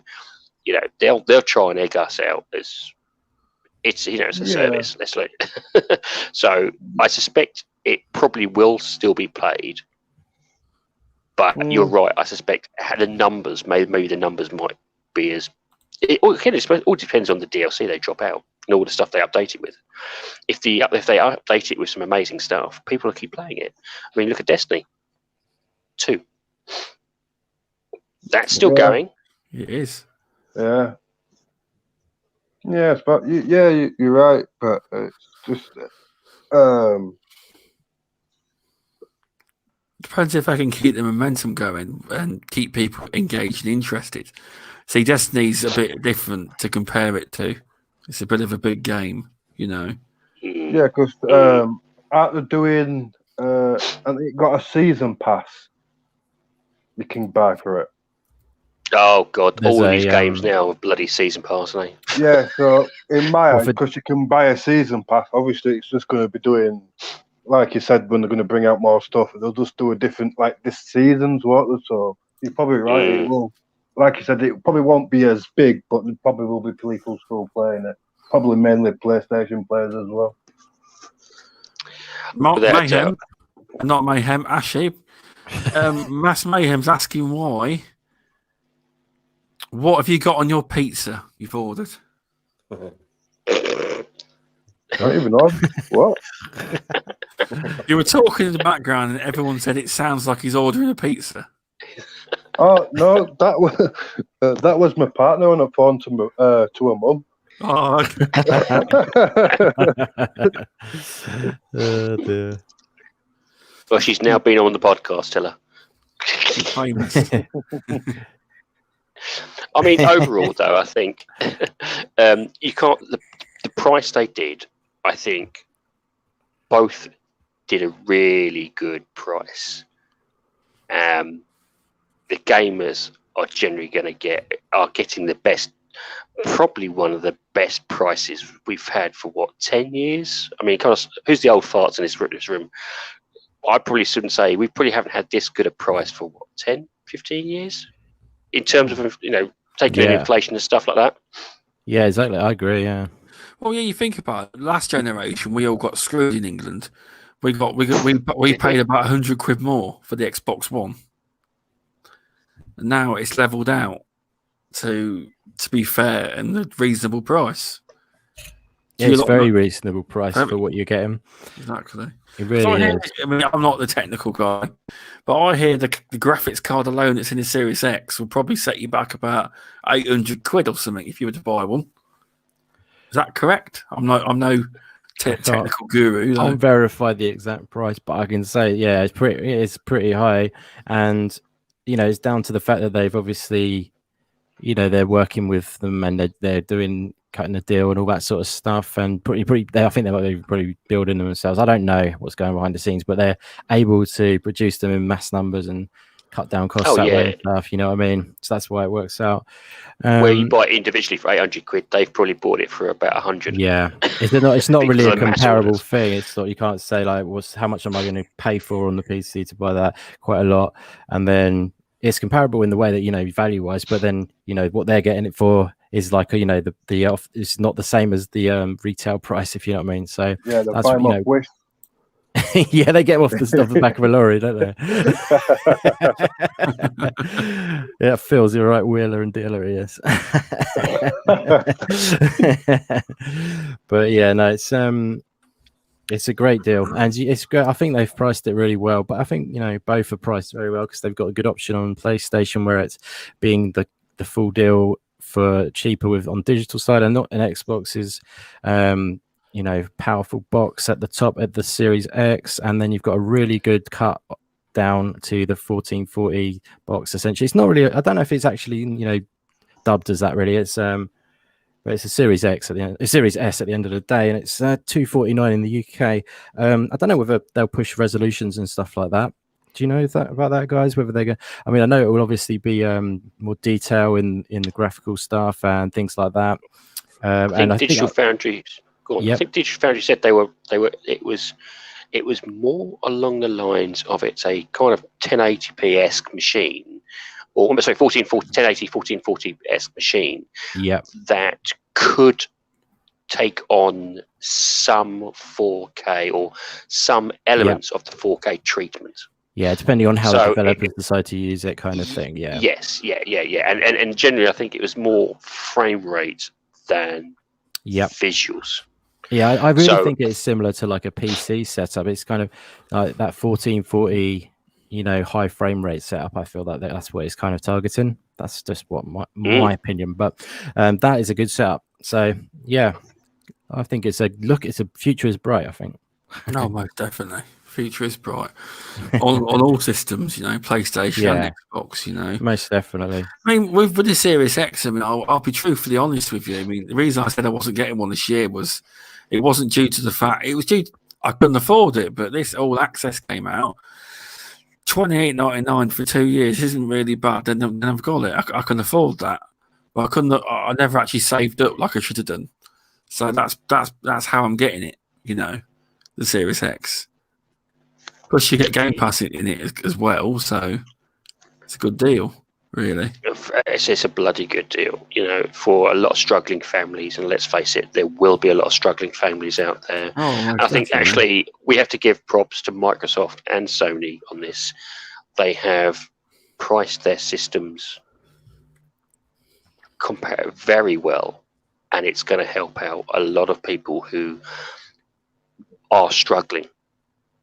Very, in terms of families, in terms of presence, in terms of everything else, a lot of people at this stage around the world are struggling for money, and these prices is just going to help everybody. And so, we can take gists at each other's platforms, but props to Sony and Microsoft for, not being greedy for once. Amen. Let them do more like that. It's The God of War fan just entered the chat. War Stew. Neither console is worth it to at least 2021. What's that game? I never heard that before. War Stew. War Stew will buy all of them anyway. Yeah, you get both. He's got millions in the bank, isn't he? Yeah, man. Warwick's just said about it's no good unless you have a 1440p monitor and 120 hertz. It don't work on TV. Yeah, that is true, and that's why I was saying that it's a really good setup that I'm going to put by my PC, which has 1440p and 144 hertz. So I think it will be really good for people like that. But you can still run it through TV if you've got that set up, but you'll still get the frame rate of what your TV can do in the lounge, and the resolution. But yeah, it is a fair point that he makes there, though. So if people are thinking of that for the lounge, you think about it, if you've got it on the lounge, yes, but how much is a 1440p with 128 hertz monitor these days? As you said, it's not overly expensive, is it? My monitor was hardly anything. Like I say, you could have it anywhere. You could have it in the bedroom or whatever, and just have your monitor. And and I don't know how much I paid for my monitor. It was literally I think it was like 300 quid or something like that. And it's 27-inch and like I say, 144 hertz. And 1440, and it's really good. It's really nice. It looks good. I don't actually notice any difference between what I see on here and what I see on the Xbox. It's literally, I know it sounds weird, but it's because of probably the positioning as well, because I'm close to it and things like that. It looks awesome. Consider monitors, guys. It might be I've got a major upgrade coming, because I will get a 4K TV before I get the Series X. Now I'm going from an Xbox Series S all digital, normal HD TV, to a Series X on 4K TV. So I'll probably see a big upgrade. You will see an upgrade. I hope I do. Anyway, the question unfortunately I got off was 4K before they got in the variable refresh rate, which I'm annoyed about. So that's probably another thing I would recommend if you are looking at a 4K TV. Do check its brightness value and whether or not it has a variable refresh rate. Both those will give you a great image quality. And HDR10. I mean, here you go. I mean, this is what Mayhem's saying, and he's right. He says that most general consumers will not have a clue about refresh rates, frames per second. It's a good game system for kids and a great price, and it's a deal. Only as hobbyists and nerds are bothered. He's right. Most kids in that don't care. You do know the new consoles are pushing Dolby. At least Series X is pushing Dolby Vision, right? Oh, I did see that. Yes, I did. So how does that work? Is that has to have a TV that supports that? No, it switches down to HDR10, but Dolby Vision is basically the now standard. Because that's what my TV doesn't have Dolby Vision. It has HDR10. So it's like sadly, HDR10 and Dolby Vision are like HD, DVD, and Blu-ray, and Dolby Vision is winning out. And I'm kind of curious what Samsung's going to do. Samsung's the one that keeps pushing HDR10, but I've noticed more and more products are using Dolby Vision, which has kind of made me kind of turn my direction towards other products when it comes to future television purchases. Yeah, I think you do need to probably just do a comparison or look at a comparison video of HDR10 and Dolby Vision and say, well, what is the big difference? Is it just a name difference, or is there a big difference? Yeah, I mean, sorry. I was going to say, it doesn't go beyond picture quality. It more goes along the lines of compatibility, and a lot more stuff like digital company like Voodoo. A lot of the 4K resolution versions of movies are locked behind Dolby Vision and not available on HDR10. So I ran into some issues with trying to use certain apps when it comes to using HDR10. That's good to know. That is good to know.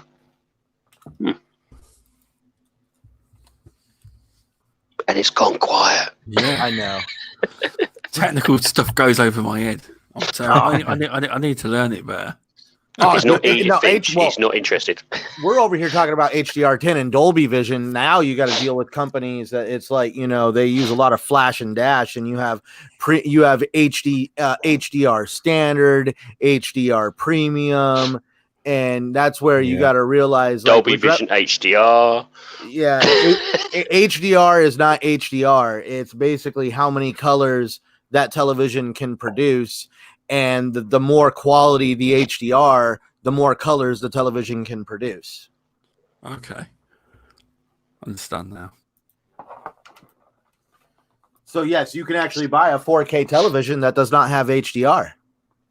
Can you? Really?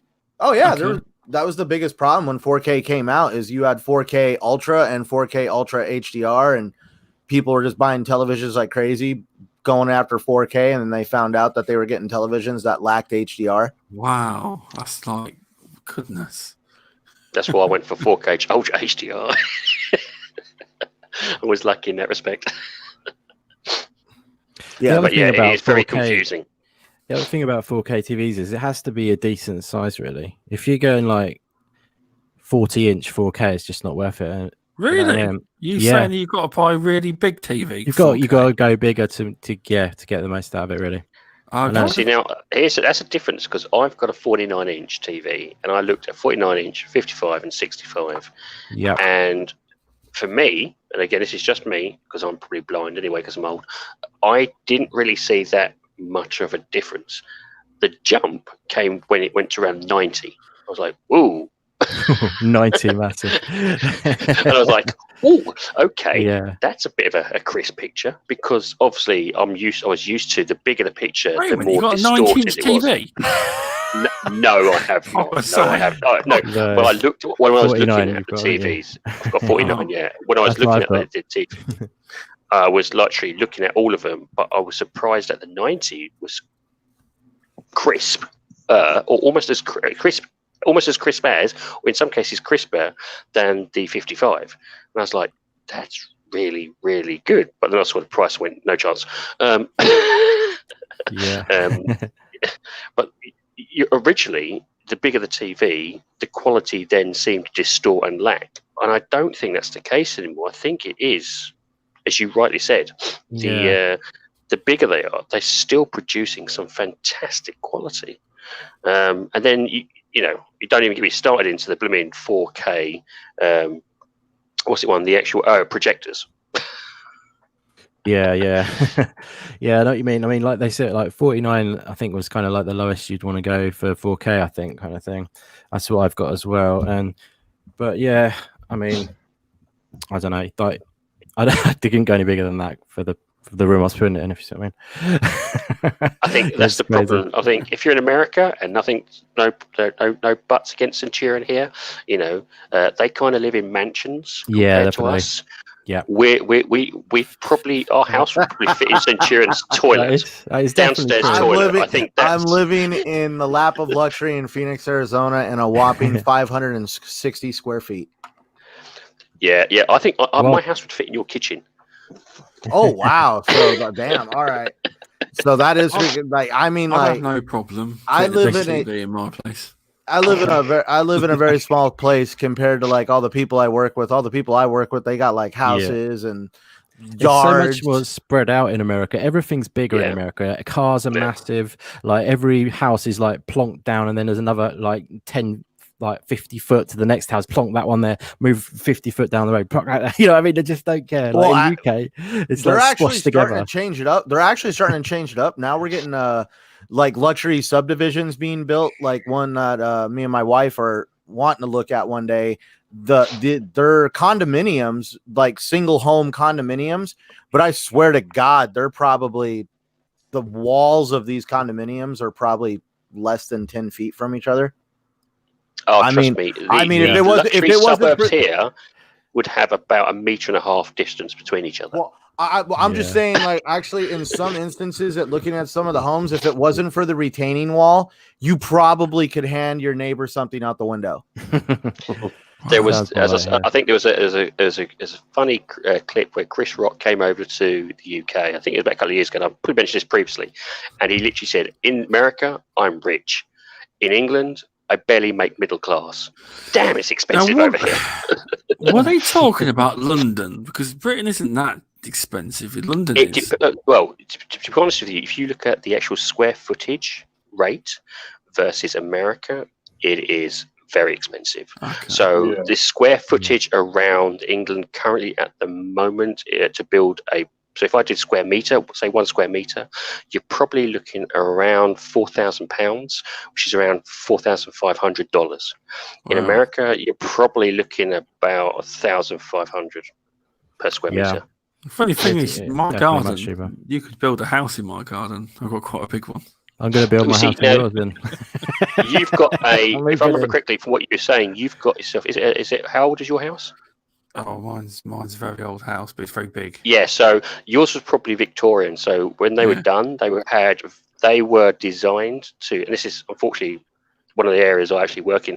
They were designed to grow your own vegetables, and it was also to be self-sufficient. I've also got coal bunkers, old coal bunkers as well. Yep, it was designed so that should anything happen, like World War III, you would be able to be self-sufficient. And they encouraged you to have a bunker. They encouraged you to have vegetable patches.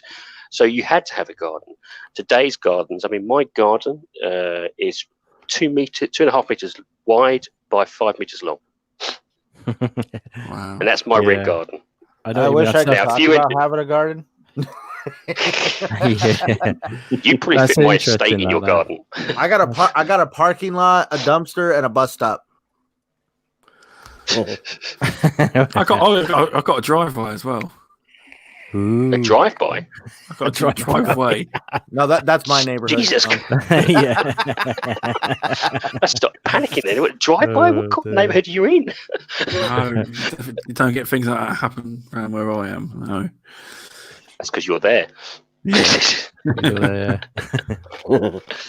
But yeah, no, that's the difference between America and England. You know, England's obviously a hell of a lot smaller than in America, so you've got much more space. I want to visit England, definitely. But I think, and Centurion, you'll probably tell us, you're a little bit lacking on the amenities in terms of we've got a lot of integrated amenities. Yours are kind of still just almost, sat in almost like a cupboard, effectively. Not a cupboard, a pantry, or not pantry. So, for instance, you've got your dishwasher and your dryer in a separate room. Mostly, I don't have a washer and dryer. I have a community one that I get to know my neighbors at. And then my dishwasher is integrated into my little tiny counter in my kitchen. And I have never used it because I don't trust that damn thing. Oh well, I think everything here is pretty much integrated. So we've got our dishwasher, we've got our fridge freezer, we've got a tumble dryer. It's all in one space. It's literally all in the kitchen. Generally, very few houses in England, unless of course you get into around the middle class top tier, do they have a separate room for these? Okay, then I must be in this category.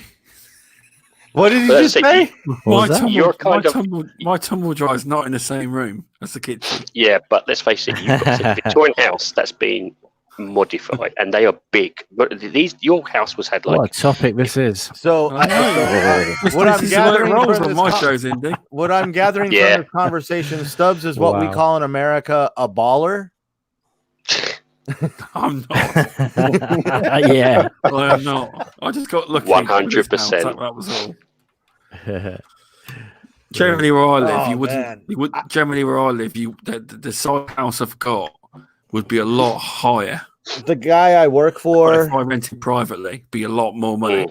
The guy I work for, probably $2 million home, over 2,000 square feet, swimming pool, freaking like 10-car freaking garage. I mean, yeah, like they can build some crazy stuff out here. I actually call his property the Fortress of Solitude because he's always doing something to it.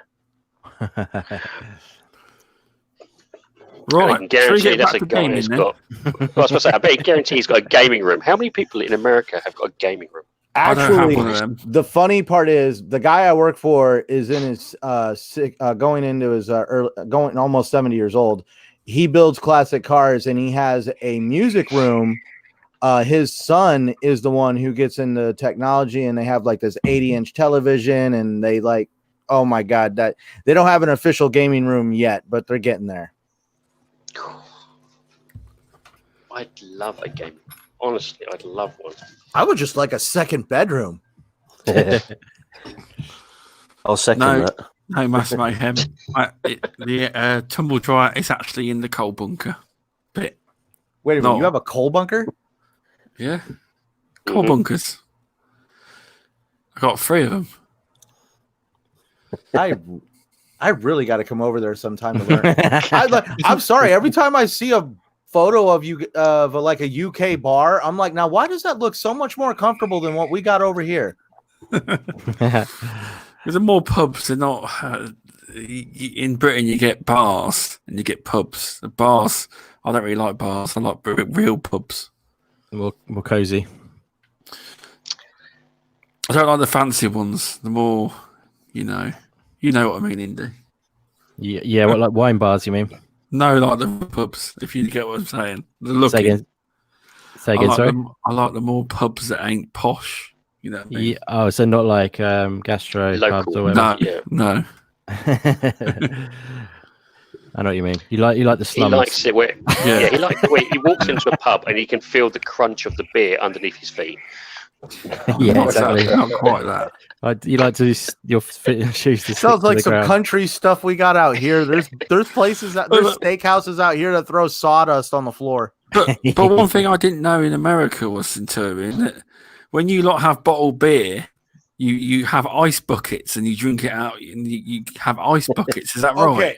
Yeah. Okay. So this is like the funny part is, yes, here in America we drink everything pretty much cold, but now the funny part is I was raised by my grandfather who fought in World War II, and he's actually from Europe. Like he was like a European immigrant, and he drank beer warm. That man kept beer outside in a cupboard. And I would remember growing up as a kid, my dad would have to stand there and he would hand him one of these warm beers. And my dad couldn't stomach it at all. And he was sitting there drinking an old Milwaukee, just warm, whatever the temperature was of that cupboard, he was drinking it warm. And that's definitely something I picked up on that goes on over there. And so it's something I have never honestly tried before. We try to avoid drinking beer warm. We do. Want me to be truthful? I'm more of a whiskey drinker. We do drink cold beer. It's in the fridge, but I mean, you have ice buckets. It's like ice cold beer, you know. Yeah. I never did the tailgater thing. That was my dad growing up around. Everybody had ice chests full of beer and screw tops. Yeah, well, that's the funny part. I actually carry a bottle opener on me because for some reason, pretty much 3/4 of the beers that I prefer to drink don't have a screw top on them. You actually have to have a bottle opener just to get them open. I think 99% of the bottle beers we've got here are you have to open with a bottle opener. I think very little are screw top. I think maybe some. I don't know any. Yeah, I've seen some American beers that have been ported over, but that's about as far as it goes. In England, we use our teeth, don't we, to open beers? Oh God, I do not. I did. I did. Why do you think our teeth are so bad? I did that a few times when I was in like 19 or 18 or something. When I used to go out, it's a bad idea.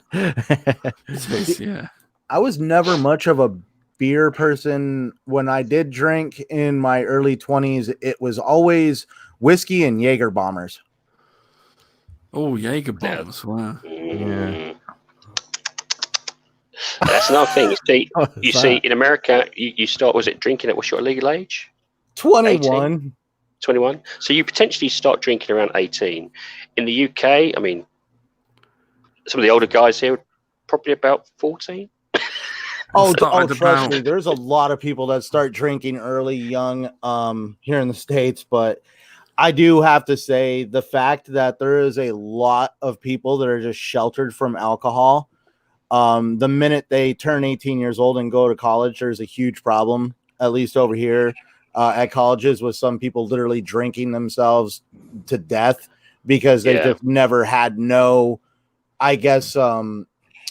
encounter with alcohol. Like, if people who started drinking around 14, 15 years old, as long as they're not raging alcoholics, by the time they're 21, you're like, it's drinking. Big deal. I remember when I started, I was in drinking the pubs at 16, and when it was my 18th birthday, the landlord says to me, "So what's it feel like now illegal?" Feels bloody crap. But I looked 18 though, because a lot of the pubs used to get raided by the police trying to catch underage drinkers. Yeah. And all my mates would drop their points, and I went, "What did you do that for? They can't do anything to you. They didn't see you get served." Oh my God! God. And I'll be stood there saying, "Are you looking for underage then?" Yeah. You can't. No, dude. You have a chauffeur. We got stories of, because out here in Arizona, it's kind of funny. I grew up in the big city skateboarding, but I got like transplanted in a small country town here in Arizona when I was in high school. And so there was times you'd end up out at the middle of the woods by a river at a party, and all of a sudden the police would show up and everybody just starts scattering like roaches into the forest, and all just utter chaos would just ensue because they didn't really know who to go after or just any of that. So fun times growing up in small town USA. Yeah, we have something similar like that to here. We just find, but it'd normally be either under a bridge or, in a small wooded area, or, around the back of a car park. and generally it was like, very similar. The police would turn up, and you'd get the people with a leg it, or you get the people just go, okay, take me home. Yeah, because then you'd just be picked up and you'd be taken home to your parents. Yeah, and depending on your parents say you're an idiot, or just get in and give the police officer some grief. Definitely. Well, someone in the community's already pre-ordered his PS5. Techno John Place has. He's put his receipt. He's put his receipt. Which one did he go for? Well, it looks like he's gone for. He says PlayStation 5. He's gone for the top one, of course. He has. He's got a few quid, and he's also a huge fan of PlayStation, so he's obviously gone for the top one. Definitely. And also, King David has just ordered his as well. I just saw on Twitter. That does not surprise me. Most definitely. I think actually, have you got to shoot off now? Yeah, I've got to get up early, so I'm gonna have to go, boys. So. Did you enjoy your first podcast experience? Yeah, no, he's right. They're up. I'm sorry, I was trying to interrupt. Did you enjoy your first podcast experience? I know it's a bit chaotic here when I do them, but it was good. I enjoyed it, so I'll definitely doing more in the future. So, you've done good, buddy. It's good hanging with you. Yeah, thanks for coming on. No worries. Right, I'll see you and talk to you all later then. All right, have a good night. See you later. Right, take it easy, everyone. See ya. Bye. He's definitely competing with Daz for the northern accent with the voice factor. He didn't swear though. So. Yeah. So, not trying to interrupt. It is live. It's on a place called, at least in the United Kingdom, a retailer called Game. Yep. The main one. It's our version of GameStop, effectively. And they're pre-ordering right now. Pre-orders have just gone live on, or at least, I don't know, just gone live, but they're live on Walmart, it looks like, here in the States. And they are already sold out. So I don't know if they made. I don't know if they just put it. I don't know if they just put it live, and then they're gonna put stock on it at a certain time, and they're just leaving it out of stock, just getting it ready. I don't know. I don't know how maybe many. I don't know how many. Does it get a set limit to, like, if you go on Games website? Is there a set limit they're told they can? No, they never tell you, but they may actually have an allocation. They may have a limit themselves. Yeah. Yeah, because Gaming Forte said that on another show. He said that he works in GameStop. GameStops. He's the manager, I think, of GameStop, so he'll know about that. Yeah. He said that he's only got so many allocations, and he said we will sell out straight away. He said for that, you know. So they'll probably get more further allocations though after a little bit of time, and that they'll probably be given more. Maybe things like that. Also looks good, doesn't it? Marketing. The pre-orders are sold out. So we're in 5 minutes. Exactly. The only thing that's going to be weird is they're just going to be rolling out random. I feel like they're going to be rolling out random pre-orders from now until tomorrow morning. They could be. It could be. You know. This is weird. I'll be getting on that website 22nd, 8 a.m. hoping to get my Series X pre-order in. I'll have 3 different tabs open.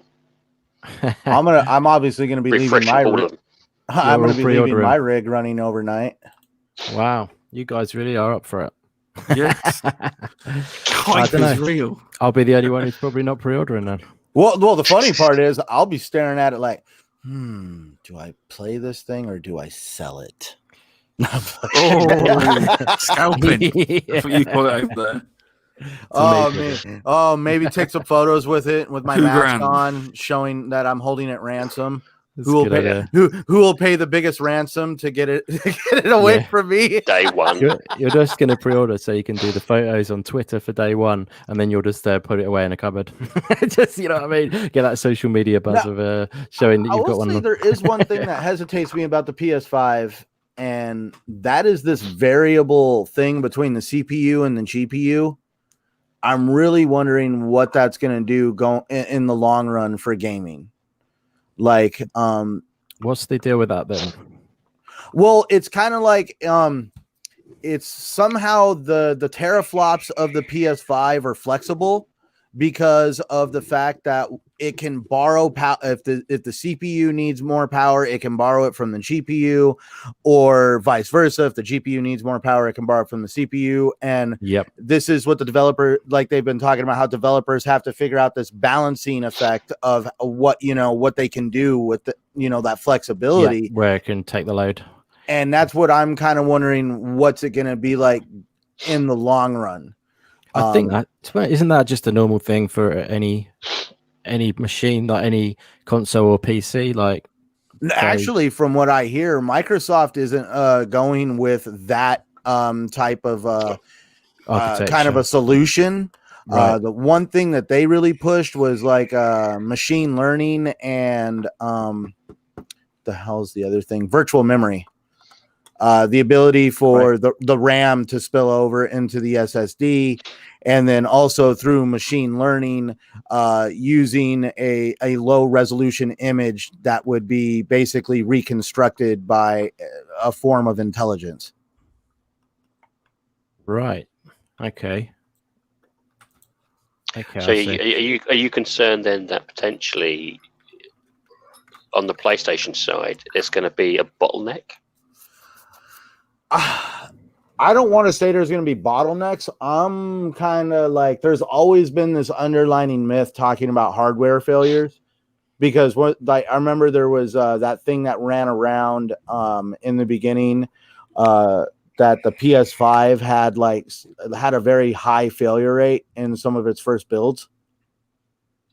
Oh, wasn't it the chip or something I saw going around that was saying that the chips themselves, well, they weren't failing, but they weren't up to a quality that they were expecting, and there's like 50% of them or something stupid like that wasn't meeting the quality that they were targeting. And because they've got both systems that are using the same architecture, it kind of was a bit of a problem for them. Whereas Xboxes, if their chips, if they weren't meeting up with quality, they could pass it down to the S effectively, and it still would be okay. And that's, as a consumer, I feel like, I know Xbox has done a good job making me feel like at least my investment isn't going to be wasted, shall I say, because I have had Xboxes die on me, and Microsoft. Who hasn't had the red ring of death? Well, I'm talking Xbox One X's. I actually Oh wow, really? I actually burned up a hard drive in the Scorpio edition. Like, I mean, I got like the kiss of death error code for the hard drive. And I mean, when I called customer service and gave him that error code, he was like, "Oh, yeah, your console. Yeah, I think I had something similar. Like when like I said earlier, I got that Xbox One X on like day one, pretty much, and it was I turned it on, and it went, and you know how the music where it goes like that, and then it went just basically crashed basically, and had a massive long error code. Maybe that was a similar. What it was like the fire up graphic where it showed the it would do that. It would like glitch out right there, and it would drop to a black screen. Oh wow. Yeah, that's the same problem. Now, Mike. Now the thing is, Microsoft took my Scorpio console. I don't know what they did to it. I don't know if they sent me another Scorpio back, but I got a Scorpio back, which I thought was really cool of them. But because of that whole experience, I actually went out and got a different Xbox One X, and I just left it in the bedroom. And at that point, that's the one I used to trade up for the Gears 5 Xbox One X, because for me, it was just, I don't know about the Scorpio unit, so I'm going to get a Gears one. The Scorpios were known to be a little bit iffy, actually. There were quite a few accounts of that. And also they were for the early Xbox One X, which is the one I had. And when I took it back to PC World, they were literally just like, no worries. They didn't even check it or anything. They just gave me another one. So they had other people who had taken it back. So they literally just swapped it over and said, there you go. Hopefully that one will be okay. Let us know if it's not. I mean, I guess I was lucky because my Scorpio edition hasn't, touch wood, has nothing gone wrong with it since day one. But wow, I must admit, I didn't realise that.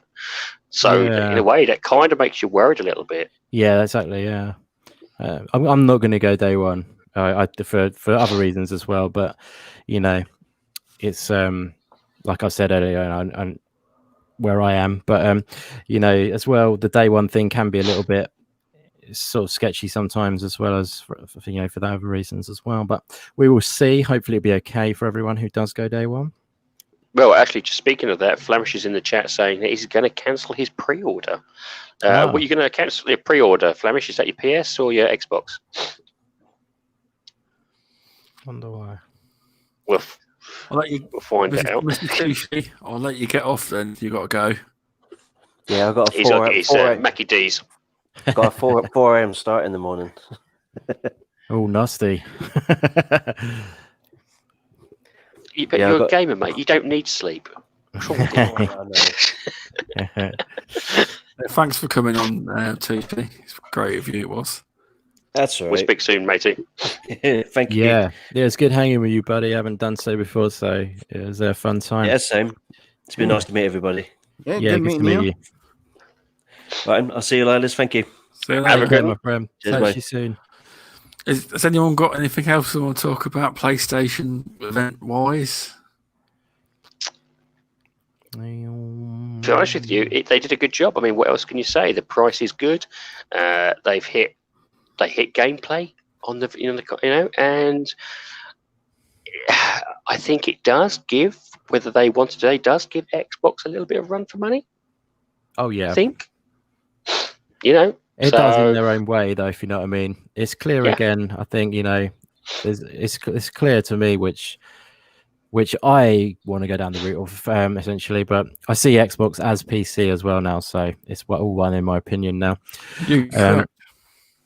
But yeah, with PlayStation, I think the option I thought of, if a lot of people might consider, but this is for the hardcore maybe more than anything else, is PC with a PlayStation 5, because that covers all the boxes. If you wanted those PlayStation exclusives, I mean, you've got everything covered on the PC side of things. Then those, if you went with them too, you're sort of covered. But sometimes people want to have that Xbox box as well.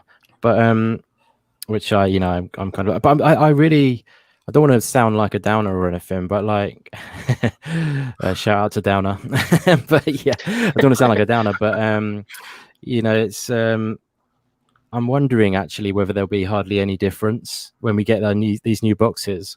I don't know whether there'll be a lot of difference. I think people might be like, oh, it's just like last gen, but it's a bit better graphics or whatever.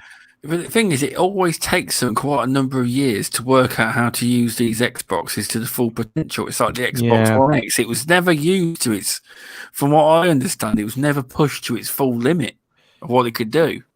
I could be wrong, but it's about how you get out of it at the end of the day, isn't it? Yeah, I mean, but the type of games I'm interested in, I'm not interested in these massive graphical games. I mean, I'm open to them. I do play sometimes, games like Doom Eternal, as I always say, those kind of, and the original Doom, Forza Horizon. I love that game. Things like that I do play, but I play a lot of indie games as well. But again, I said before, like I said on Green Pass Gaming, it's going to be interesting to see how indies are pushed into next gen. Like we might see some more graphical pushes in that area. So might seem likely. Oh yeah, I mean there is indie games that do push some lovely graphical fidelities. Without a doubt. But in terms for you, as you rightly said, you would still be able to hit those high graphical fidelities with the Series S. Exactly, and the PC as well. Like I'm set up, so I'm really enjoying. You're PC getting the best of both, aren't you? There. Yeah, definitely. I enjoy it. So I'm really feeling the PC race at the moment. So I apologise, guys, if that is just hard to swallow pill to swallow. No, it's all good. Like I say, it's all one, and it's all about gaming at the end of the day. We just get your games where you want to get them. You know what I mean? It's there's no sort of segregation in my opinion. It's all about gaming. So I think, as you said, it's this generation. We are at peak consumption of some truly amazing software, hardware, and games. It's really come to fruition here. Yeah, you are. So I'm just looking at what's trending on Twitter, and PlayStation 5 is number 1, Xbox is number 2, and Sony's number 3. Look, come on, chat. You've got to be putting down PlayStation Play Pass. Or was that part of that game? Play Pass, yeah. Oh, the fanboys are kicking off the spec wars. It's sad. Oh, God, really? All the media sites, some of the media sites are trying to bash the Xbox, to bash the PlayStation 5 now, saying, "Oh, it's just weak." And all this. I must admit, I'm waiting for either IGN to put out a article saying that the USB on the front of Xbox is 3 mil too far to the left, and that's the downfall of Microsoft. This is going to be happening now until they release. There is the sites themselves, media sites are going to be very clickbaity, very platform wars-esque sort of titles now, because it's going to whip up interest, whip up this sort of need, and it's going to help the consoles. Whether you agree with it, it will help sell the consoles. This clickbaity sort of situation. I don't like it personally, but it's going to be happening, and it's going to be happening now right until launch, and probably a little bit after.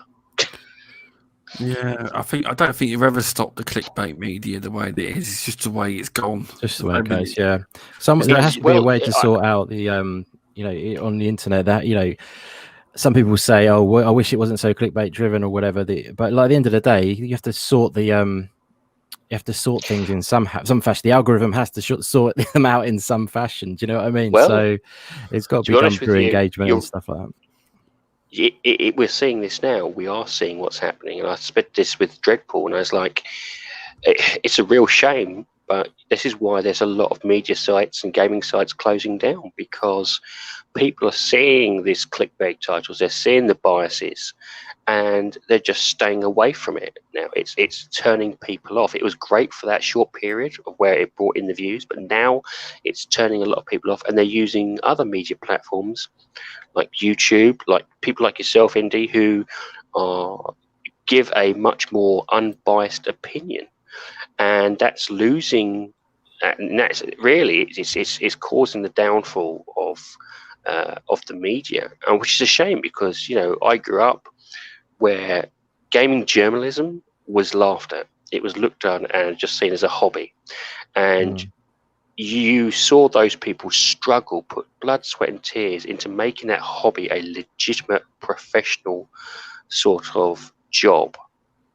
And in a way, it's now been undermined by, I don't want to be too rough, but I do feel that it's some of the gaming professionals aren't calling each other out, and therefore they're not maintaining that high professionality.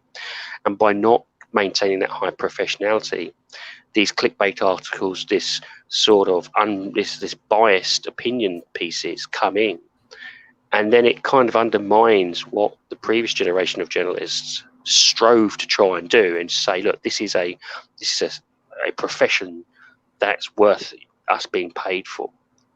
And now it's just very much clickbait, biased opinions, and in the end, you're going to see the downfall of it. You're going to see people disappear from that sort of profession, and it will just be put over to influence and media specialists. Yeah, I mean, obviously, it's not everyone who is crooked, essentially. But no, yeah, I mean, and don't make it. I hope that didn't come across that I make. No. I just sort of clarifying, I think, as a general thing. You know, I know you know that as well. But yeah, it's kind of it is a shame thing, but like, in a way, those who are the really professional types, they don't hold their counterparts accountable. I do see a very much they're not willing to say something. So for me, professionally, if I see someone in my profession doing something wrong or something, I'd say to them, look, you're doing something wrong, because then that knocks my profession as a whole, and we all fall together. So you have to, as a professional, call out the other people. Ensure that it's level of quality. Because I think you'll find why they don't. Imagine they lost their job somewhere else and they were slagging that out. They wouldn't take them on. That's probably no. You don't have to be slag them off, but you can be a little bit more critical. And this is just to do with management as well. It's just like, this is generally, where there is obviously clickbait articles, there is like the management team that's allowed it on, the editorial team that's allowed it on. They could have said, actually, that's a little bit too much. Could you tone it down a bit?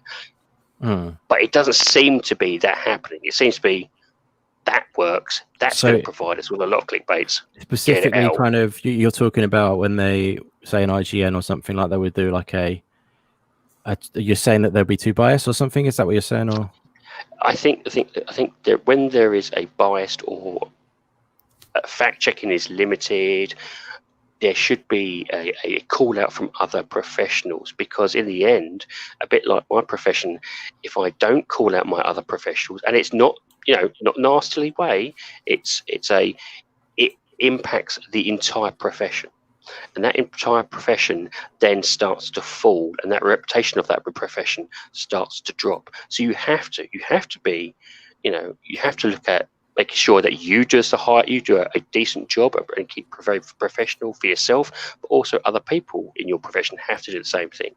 If you don't, the whole profession suffers, and then it just slowly sinks into where we are seeing now, where the sites themselves are starting to see people just turn away.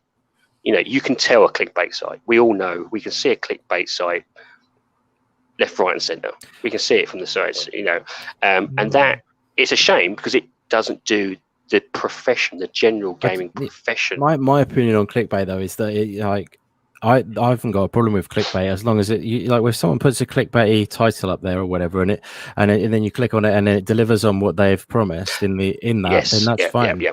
You know what I mean? If it's total bull and completely random, then fair enough. But it's part of a journalist's job to be able to write catchy titles and stuff like that. That's part of their writing skills that they've learned. You know what I mean? It is a tricky one to sort of pull apart, because that is part of their job. The good catchy headline. That's what journalism is all about.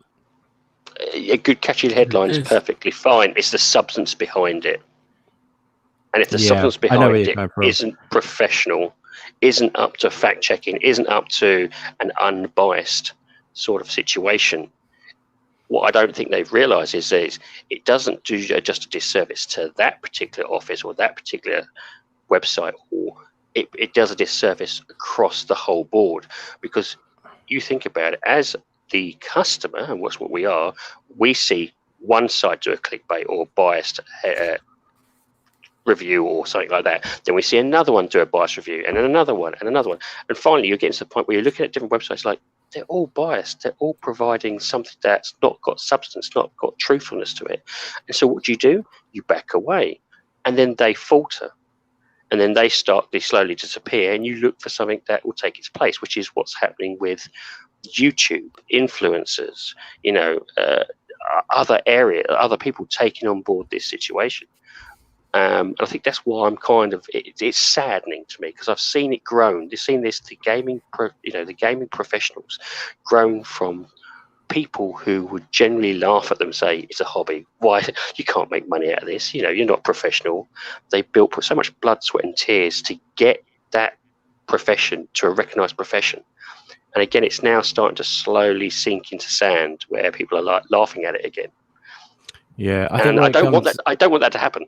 Yeah, I think where it comes down to is like pressure at the end of the day. Like if people are in these big companies like IGN and stuff like that, you got people who have come up the ranks in journalism, and then they're working for someone, and it's cutthroat at the end of the day. They've got to get their article, they've got to get engagement on it, they've got to get it out there fast. It is a tough and very demanding world.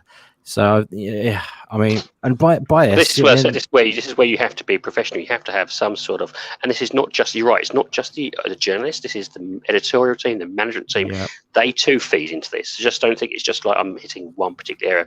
It's they themselves should also be going, actually, we're going way too far here, or we're dumbing down way too much. It's not just one tier. It's hard to sort of judge, because I don't really follow IGNs and Kotakus and stuff like that, to be honest.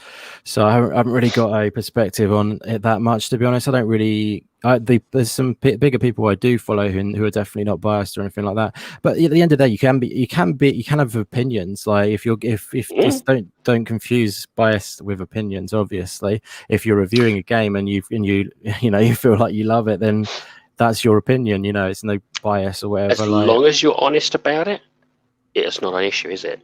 It's when you're slightly dishonest about it, or you don't mention it. Yeah, if you change your own viewpoint on it or something, that's a different thing. Like, exactly. But people like slipped out of my head, Easy Allies and stuff like that. They're huge. They had to restart again as Easy Allies. They used to be Game Trailers, and they are a big site, and they are definitely not biased, kind of in a negative way. They are they have their favorites of what they like to do, and particular writers who love certain things, like certain writers prefer racing games or whatever, or something. So I'm sure some of their different writers have different preferences on platforms and stuff, and that is completely fine.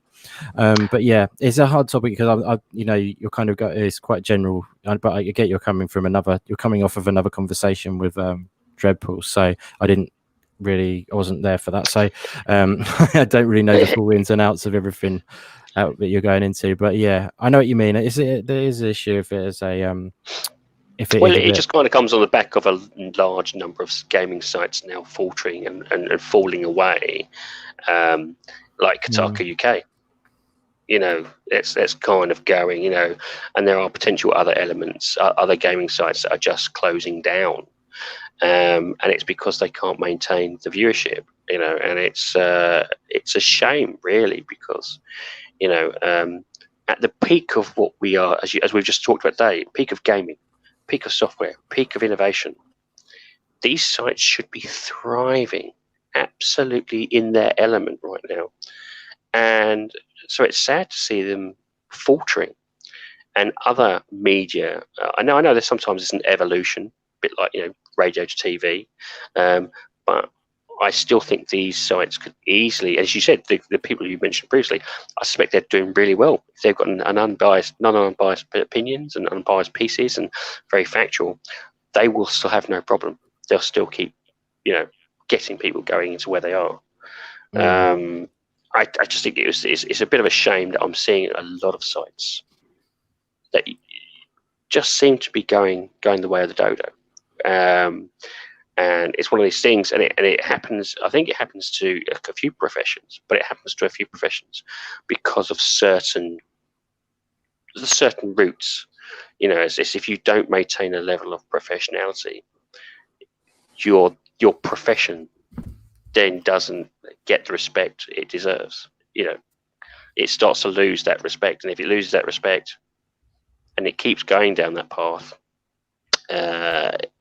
there's nothing you can do about it until that that profession dies. And that's why I'm kind of a little bit sad, because I've grown up seeing that profession grow up from nothing to being laughed at to now, to I think which was probably its peak was around the 2010, where people were like, I'm a gaming journalist, and people are like, wow, amazing. I've always, you're making a foot, and now I don't know. I'm just, maybe it's just a bit of social media, but I'm starting to see people almost turn against the gaming journalists and gaming sites.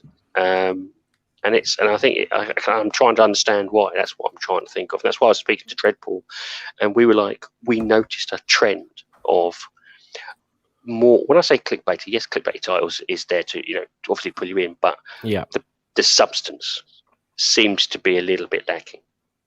And that's where we were coming through. It's like, do you notice this? And he was like, yeah, I kind of noticed this as well. It's like, why? And that's the reason behind it. But as you said, at the moment, I mean, as you said, gaming at the moment, it's booming. It is what it is. Is it the biggest industry at the moment? I think it is. Yeah, I'm not. It is, yeah. I think it is. Yeah, it overtook movies. It did. Especially during what's going on at the minute, people. Yeah, sorry, I'm all being quiet too, because people are like losing their minds. I mean, like they're flipping out about they're getting mad that PlayStation is pretty much stealth rolling out pre-orders. I said this, didn't I? Well, I think we all said this. It's like, why didn't they mention it? And I've already seen a couple of comments from people saying at this point they don't even want to try to deal with this. Right now, no one's really went live, but now they're all like, well, who's releasing it, who's not releasing it? It feels like more like an Easter egg hunt. That's bad. That is bad. You think, that's the first thing you'd want to do. Here's the price, and here's the places you can get it. Or at least pre-order it. I mean, that's what we was all waiting for, wasn't it? That was the main... Could you imagine if the PS5 pre-orders turn into a clusterfuck and people just switch to Xbox just because it was more readily available and easier to deal with? That's a good point. That is a very good point. I mean, so do you think Sony's kind of dropped the ball slightly on this one? We'll find out tomorrow morning, and I'll say we'll find out in the next 12 hours. How about that? We'll give it 12 hours. Because it's like midnight your guys' time, so 12:30. So that means probably by noon tomorrow. And who the hell? That's your pre-order coming through. Yes, it is. It's GameStop's ringing. Damn. They can leave that is. Message. Now, if it's GameStop, put loudspeaker on. What are you talking about? I didn't sign up on a GameStop site. I didn't. Nope. I'm gonna get it for some place that I know at least my pre-order won't potentially shut its doors. Amazon. I know Amazon, but I feel like I don't know. I just want to go through either Best Buy. I know I'm gonna try to get my Series X directly through Microsoft, but I feel like the PS5, I would be more comfortable getting it through Best Buy. Do you know what? That kind of surprised me because I'm seeing a lot more people say the same thing. And I've never ordered from Microsoft directly. Neither have I. But when the Series X, not Series X, oh my God, Xbox One X rolled out. When the Xbox One X, when the Xbox One X rolled out, I remember a lot of people who had ordered it directly through Microsoft got free stuff periodically through the rest of the year for the first few months or something. You'd get movies, they'd sit. Yeah, that's where I'm like. I've noticed that Microsoft kind of rewards people randomly without warning. I'm not saying it's a guarantee, but I did notice that people who actually ordered it directly through Microsoft had stuff just randomly show up on their Microsoft accounts. Yeah, the reason I didn't do it through the store like that is because of the returning policy. If it was something wrong, that's why I bought my Xbox One X from PC World, which is I don't know what the equivalent is in America, but it's like a big superstore PC place who does TVs and everything. And I also got a good deal because I got a TV at the same time. They were doing £100 off the Xbox One X if you bought it at the same time as the TV. So I thought I'd get both at the same time. One thing I'm curious is if Microsoft rewards are going to count towards purchasing this damn thing. Because if that's the case, my account is going to explode. There's a lot of... So if you ordered free online and you get points on for the console, yeah. No, what he's saying is he wants to know if you can purchase the console with your points. No, I don't got that many points. I'm saying I'm wondering if that actually acquires points. Yeah, that's what I thought you were saying. Yeah, but that would be amazing if it was. I think it would be. There's a trick. Like, forgive me, I always figure out ways to get stuff cheaper because it's just the job I do in my real professional life. If you use like Rakuten, normally they have like a 3.5% cash back deal with like the Microsoft store. So if you order the Series X using Rakuten, not only are you going to get points on your Microsoft account, but you're also going to get anywhere from 3.5% to 5% back through Rakuten on the purchase of that console. Wow, that is really good. So that I'm really hoping to kind of get, because I mean I hate paying face value for everything, for anything. I've been doing exactly the same thing for Game Pass Ultimate and Xbox Gold. I don't think I've ever paid full price. I've always found their deals and then bought 2 or 3 of the deals and set myself up a year in advance, and just saved myself a fortune. No, I did the same thing. When gold was a thing, I would always find the $40 cards. Mm-hmm. Yeah, without a doubt, it was so much easier. Still is. I'm still searching. I think I did one recently, and I think I sent it through to you, didn't I, Stubbs? Yes, and it was CD keys. Yeah, CD keys were doing Game Pass Ultimate 3 months for half price. And I was like, right, bam, buy 2 of those.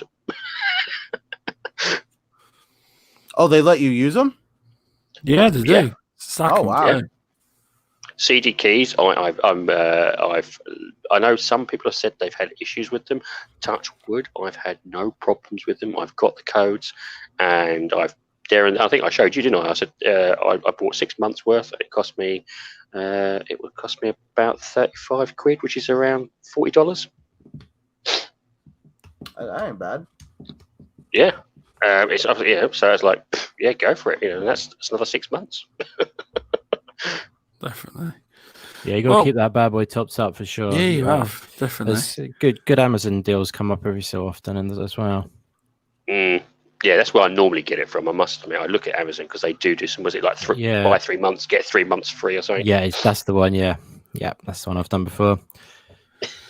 Nice, definitely. But it's been a very good chat tonight. We've been going 2.5 hours now. Yes, so I think I'm gonna end it now.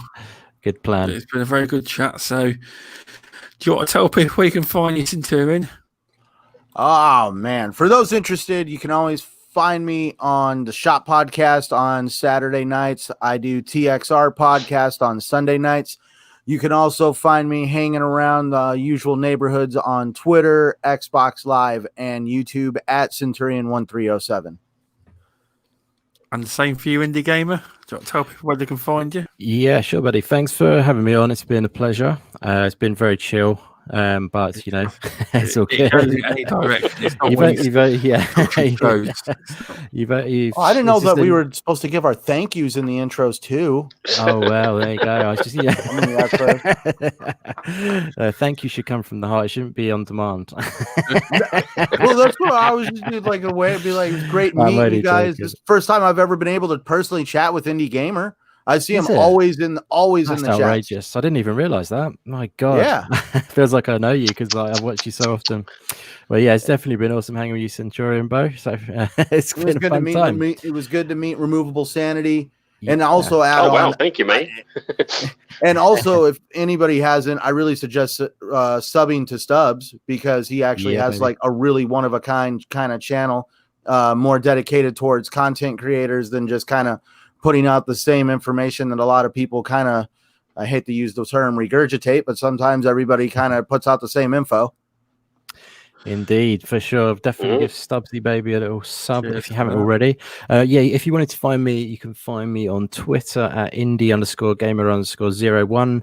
And you can check out my YouTube channel as well, which is youtube.com/the indie gamer, all one word. And all my content over there is all indie games focused. So if you're interested in finding out some cool indie games, discovering something new, check out my channel. It'll be a pleasure to have you there. And hopefully, we can find some cool indie games and discuss it together. But thanks for having me on again, buddy. It's been awesome. Oh, most definitely. Thanks for coming on. Removal Sanity, where can people find you? Oh, just before I even say, I do recommend going to Indie. He does pop out some fantastic, and he does pick up some amazing little indie titles which you won't normally know about. So do have a look over there. I'm one of his regulars who definitely pops over there just to spot these little things. You're very kind. Thank you. He goes through the rough to find the gems.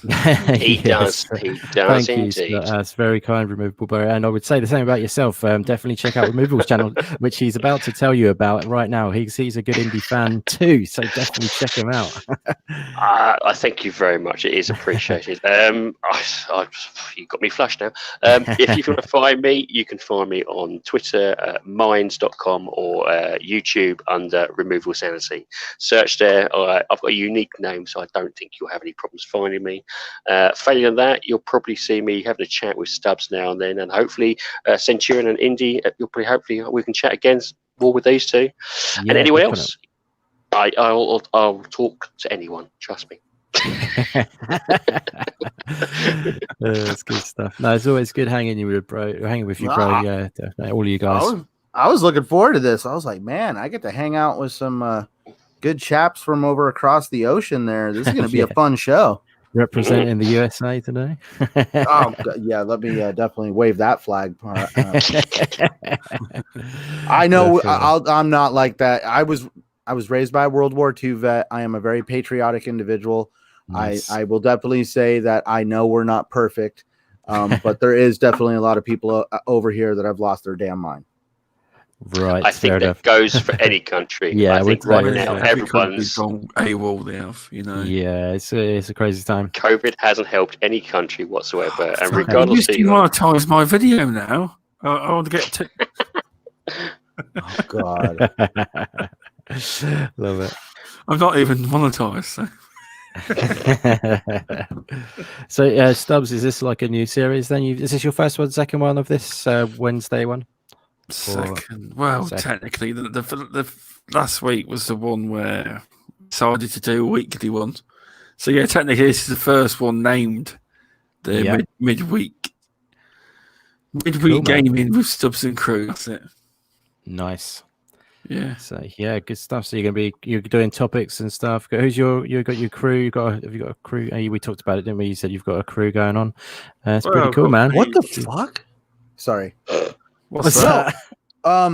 Somebody by the name of, don't want to even mention his name on this thing. We could probably guess it's a 4-letter word. It goes by something gamer.